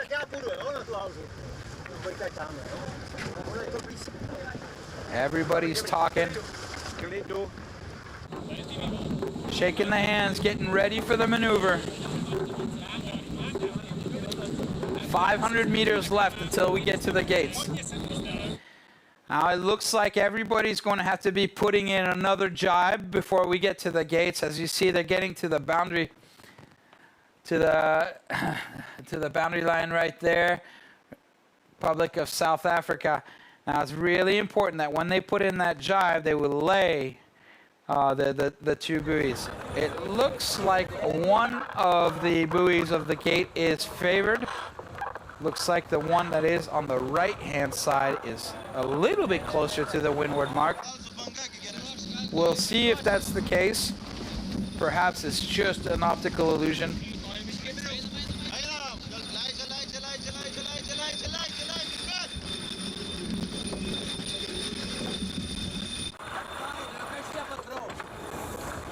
We can see, there you go, that was the Captain Rokas Milavicius giving orders, telling his team what to do. Making himself useful, coming a little bit further forward in the boat, putting the weight a little bit more forward. And Rokas is a built guy. He's got, he's a big, powerful dude. His weight going forward can really make a difference in the way the boat handles. And so that's why you see him a little bit more forward in the boat, not standing behind the skipper. Here we go. 100 meters left until we get down to the gates. This is going to be the moment. Right now it looks like the Czech Republic is in third place or tied for third. Looks like Republic of South Africa did a great job of putting down their spinnaker, looking like they have no issues coming back up. There we go. You see them on the left. Here goes Lithuania with the drop. This drop can generally go very smoothly if the timing is right. Looks like the grinders are having a hard time putting in the spinnaker. Oh, no. That's not where we want to see the spinnaker. Oh, it's looking like they're having a real hard time. The timing on that was just a little bit off, and they weren't able to put the spinnaker back in. We got a lot of people here, Team Oman, helping to put the spinnaker in. That's good. While we've got sails flapping here, we've got the jib flogging. Okay, not too bad, not too bad. It took a little bit of time. They might have lost about a boat length in terms of where they were going around that buoy, but it looks pretty good. It looks like they were able to keep their speed up, and we didn't see it, but the Czech Republic looked like they had a very good drop as well. So not too much drama, perhaps a little bit more for Lithuania, but let's see what happens. For the time being, we will see once we get the first tacks and the boats come back together. For the time being, after 23 minutes and 45 seconds of racing, we have the Republic of South Africa in the lead over Lithuania, the Czech Republic, and Oman. We see that Lithuania and the Czech Republic had a 1 second difference between when they got to the leeward gate, dropped their spinnaker, and went back up. So we're looking like Lithuania and the Czech Republic are very, very close. It might actually, we'll see what happens. Could it be a tie? Could they? Very well. We'll see what happens when they get back together.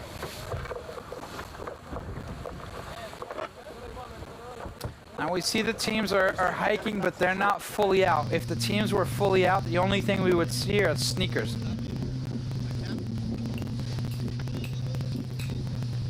And right now it looks like the wind is rather light, and so they're not fully out. those are the little bit of indication as to what the conditions are like out there on the water, but we definitely see that there's quite a lot of waves, quite a lot of movement. So real important to see that that helm is moving. Now I can tell you from having been on these boats that the helm is very, very, very sensitive, and as soon as you move it, you know, 1 centimeter, I mean even half a centimeter, it has a direct effect on the boat. And if you look, when we're looking at the back of the boat, we can see, you can see the wheels. You see that the skipper is turning them actually quite a bit. So he's really working that boat to get them to go up the waves, come back down the waves. Exactly the same thing we saw as they're working their boats in order to be able to go as fast as possible with these waves, using the waves to their advantage.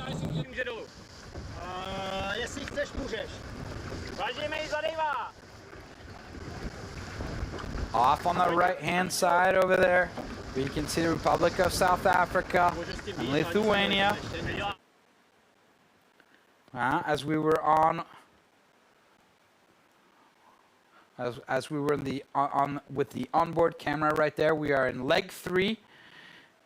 This is the very first race of fleet number 4, and obviously for us sitting here and looking at them, we saw an action-packed first leg, and it seems as though now everybody has calmed down a little bit, concentrated. We're not getting as many penalties. We're not having as aggressive sailing. We're not losing people overboard. Looking like things are calming down a little bit. Nerves are coming out. Obviously, you have to understand each team has 4 races. They'll be sailing once per day for the next 4 days. And so it's really important that they make everything count. Here we go. There's a tack. Let's listen in.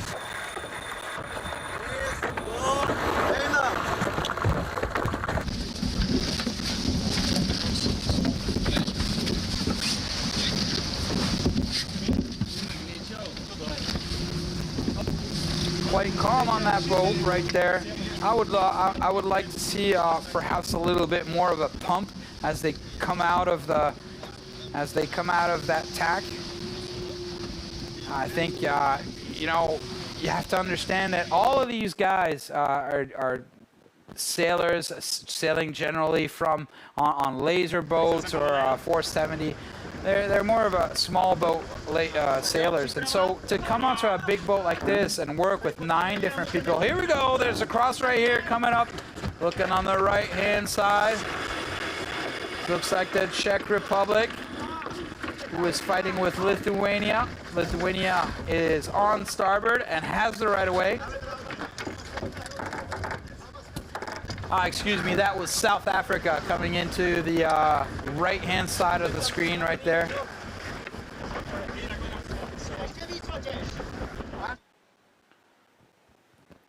There we go, that was South, there we go, we can see it right there. South Africa coming in on the right-hand side. They were on starboard. The Czech Republic was on port, so they had to tack. They were obviously not going to go behind South Africa because you have Lithuania back there. That would be putting them in a position where they go from 2nd to 3rd, or even further down than in 3rd place. So, like I was saying earlier, these guys, they all come pretty much from dinghy sailing, many of them. Some of them are big boat sailors, but they all have to learn how to sail together. And sailing together as a team on a boat which has 9 people sailing on it is quite difficult. The communication and the teamwork going on these boats really has to be top-notch. You cannot you cannot just do what you want to do. You have to work with others. There has to be a timing in the way you do things. And this is the first time they've sailed together in a long time. So they got to get the butterflies out. They got to calm down, sail together, sail as a team. And as soon as they can do that, then they'll be sailing a lot better.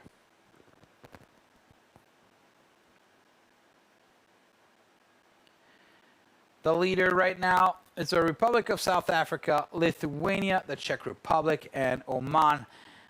We are on the third leg. This is the final upwind beat.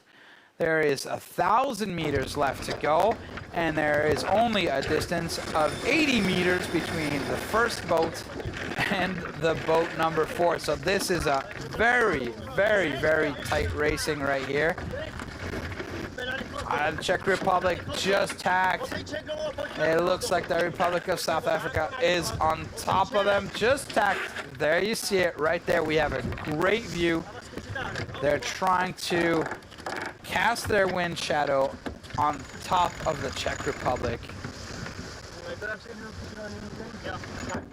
Very, very close racing. This is a great picture. We see all the boats right here.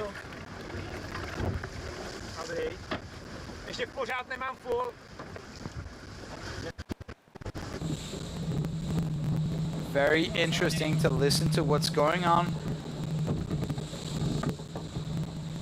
Not much talking, a lot of concentration. There we go. We have Team Oman on the right-hand side who has just tacked. They'll be on starboard as they come closer and closer to the others. It looks like they're having a lift right now for Team Oman, so that is very good. That's going to bring them up.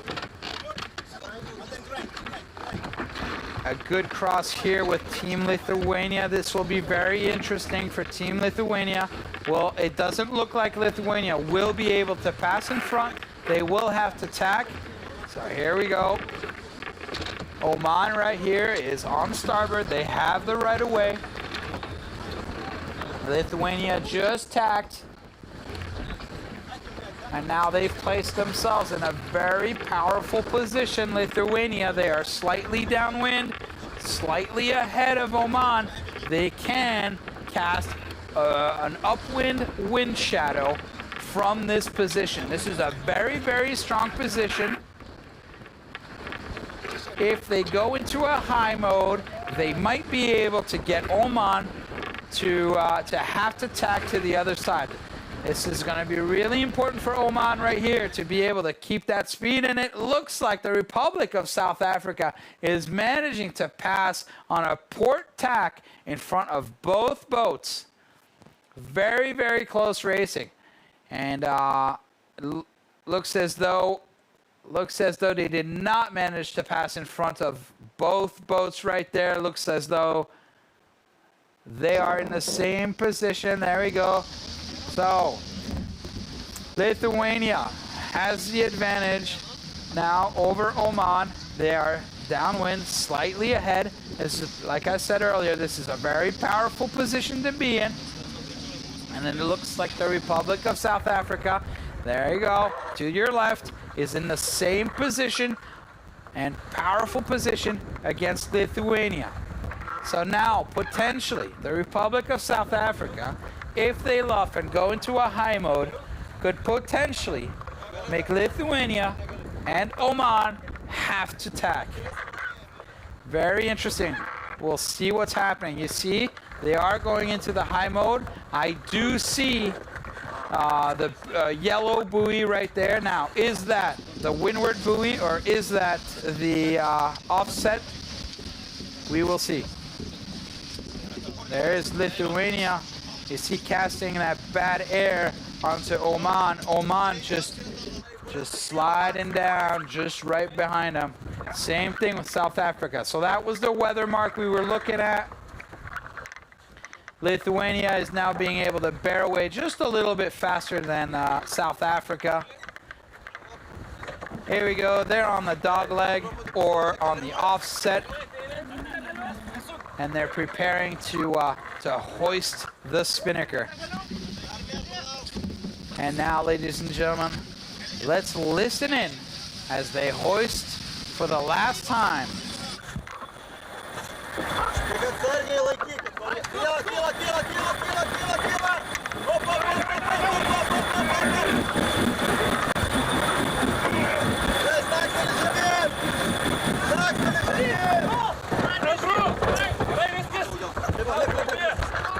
And it's a good hoist. It's a good hoist and a good jib drop. Oh, look what's happening out in front. It looks like the Republic of South Africa was having a little bit of an issue. It looks like Lithuania has managed to get right back on top of them. Are they going to get luffed? Is the Republic of South Africa going to luff?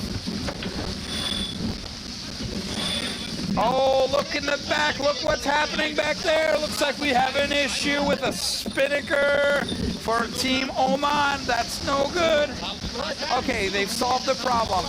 Oh, that's too bad. That was, they were very close to Lithuania. It looks like the Czech Republic now is coming back to attack Oman. Oman had an issue putting up that spinnaker, and the Czech Republic is breathing down their neck. But now we are on board right here with Team Lithuania. We see Team South Africa, which is just underneath them. They're doing everything they can right now. The boat that has the right of way is South Africa. The boat in your top left corner right there. So now Lithuania is trying to catch their wind and cast a wind shadow over South Africa. It's a difficult position now for South Africa. They're still in the lead, but Lithuania is just breathing down their neck.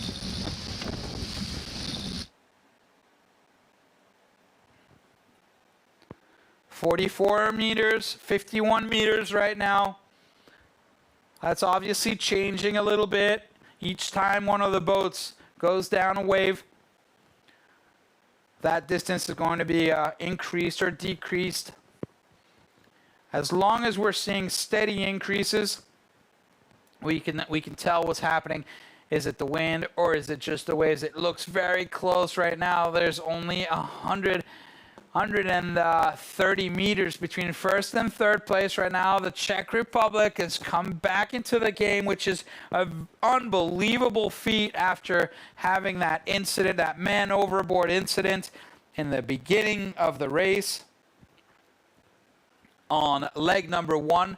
And we are now on leg number 4 now. They are still in fourth place, but they've managed to come back from a long ways away. Anything could still happen. We still have a couple jives to put in, and it's not over until they cross the finish line.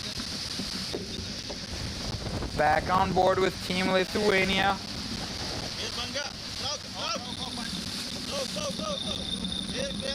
Go, go, go, go. That's right. Working the waves. Now they're not pumping. They're just working the waves. For those of you that know about the pumping rule, they're not pumping. They're just working their boat, working their wave.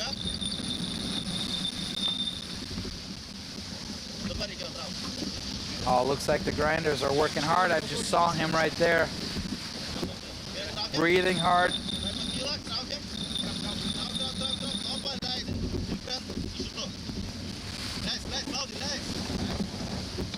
That's Andreas Romanaitis.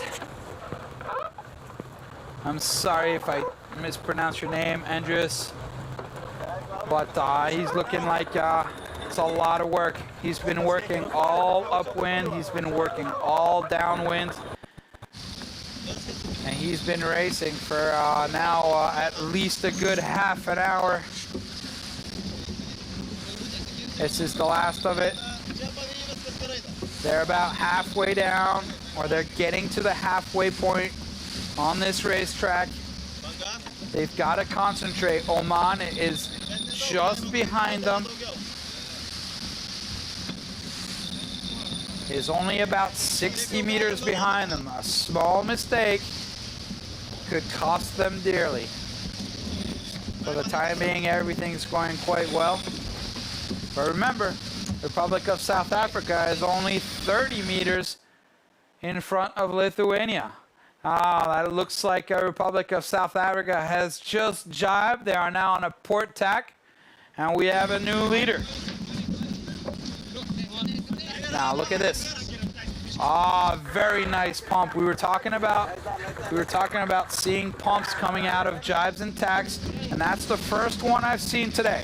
That's the first one I've seen of the whole team really working together. Now, we're not on board, so we haven't seen every tack, but that was a very good example. So the idea of that is to put the boat flat coming out of a jibe or a tack, depending on whether you're going upwind or downwind, and to gain just a little bit more speed.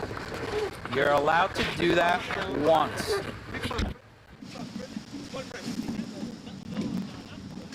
Here's Team Oman, still very concentrated. Just finished their jibe. They're on a port tack. You see on the left-hand side of your screen right there. It's probably the Czech boat. Very interesting. Lithuania now has gotten the lead. They're ahead of the Republic of South Africa. When South Africa jibes, they will be on a starboard tack coming into Lithuania, and so they will have the right of way. We'll see what Lithuania is going to be doing. Are they going to be going for the speed right now, placing themselves? And look behind them, there are the juries right there, the juries and the photographers, because they know that this crossing right here is going to be epic. It's 6 meters. We have 6 meters between the leader and the second place Czech Republic and Lithuania. At a certain point, they were all together. Here we go. Now, it hasn't happened yet. We see on the left, everybody's still on a port tack. Still have 1,000 meters to go. Down here on leg 4. It's going to be really interesting for the time being. It's just dealing with these waves. You see the size of the swell. Light conditions. We even have sailors on the leeward side of the boat trying to keep a little bit of heel. We want that heel on these boats because if they're absolutely flat, they actually don't go through the water as fast as if they were to have a little bit of a heel on them. Look at the Republic of South Africa now. Have managed to get out ahead and create a little bit of a lead back to 30 meters. Now, they probably caught a gust or something. Let's see if now it's going to be Lithuania's turn. Who is it going to be? It's looking like we're going to have 3 boats that are going to be coming together towards the finish line. Now, anything could happen. If we have penalties or if we have protests, like we said, we have the jury, which is out on the water, and they will be ready, and they have a keen eye, and they're looking to see if there are going to be any mistakes that are going to be done. That right there, just behind Team Lithuania. You see that motorboat right back there? That is the jury. That is the judge, and he will be giving out penalties should anything happen. And we have a jibe. We have Team Oman on the right-hand side right there, just putting in a jibe. Get a good jibe in, guys. Good, looks good. And there is no pump coming out of that. So we didn't see a pump coming out of that. We haven't seen too many of them. It does give a little bit of an advantage, but you gotta have very, very good crew work. It will be coming. I'm sure we're going to be seeing a lot more these next couple days as the teams tonight, after they get off the water, will be able to regroup and to watch the videos just like you're seeing. They'll be on the net, and they'll be analyzing what's happening. Here we go, Republic of South Africa, looking like they're putting in their jibe, followed by Lithuania. Looks as though not too much of a problem for the Republic of South Africa. But now let's look at what's happening between the Czech Republic and Lithuania as they're coming together. Lithuania now tacking. That's quite a big wind shadow on top of the Republic of South Africa. If they manage to keep themselves out in front with 300 meters left until we get to the finish line, it's looking good so far. They have a 53-meter lead for South Africa. Oman is on the other side. I think Oman probably needs to put in another jibe, but we'll see that later. Right now, we are with Lithuania. There it is. There's the jibe for Oman. That's going to drop them further back. We have the Czech Republic and Lithuania. That's going to be a big battle. 6 meters in it between the two. The Czech Republic is trying to bear away. Lithuania is the right-of-way boat. Will they love the Czech Republic? Right now, it looks like the Republic of South Africa is going across the line. There it is. South Africa wins the first race of this fleet number 4. Congratulations. And I think that is Lithuania that just crossed the line as well. No, it's... Oh, we have to see exactly which order that's in. The Czech Republic has just finished and passed the line. These guys still have to take their spinnakers down, but great racing until the very end. And Oman bringing up the rear. A good sail by Oman. Just too bad they had that penalty on the starting line. We've seen some 4 very even teams. This fleet is going to be one to watch out for. Well, there you go, ladies and gentlemen. That was the very first race for fleet number 4 of this very first day of the SSL Gold Cup Finals Series here in Las Palmas, Gran Canaria, in the Gran Canaria Archipelago. I just got news here. The Republic of South Africa, the Czech Republic, Lithuania, and Oman. That is the finishing order right here. There you have it, ladies and gentlemen. That is all the racing we have for you today. We will be back tomorrow morning at 11 o'clock local time. Thank you for having joined us, and we'll see you tomorrow.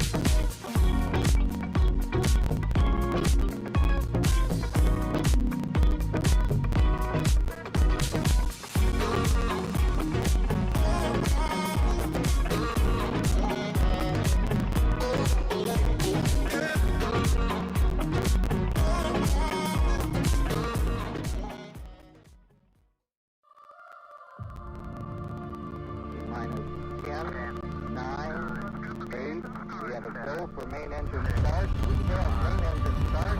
4, 3, 2, 1.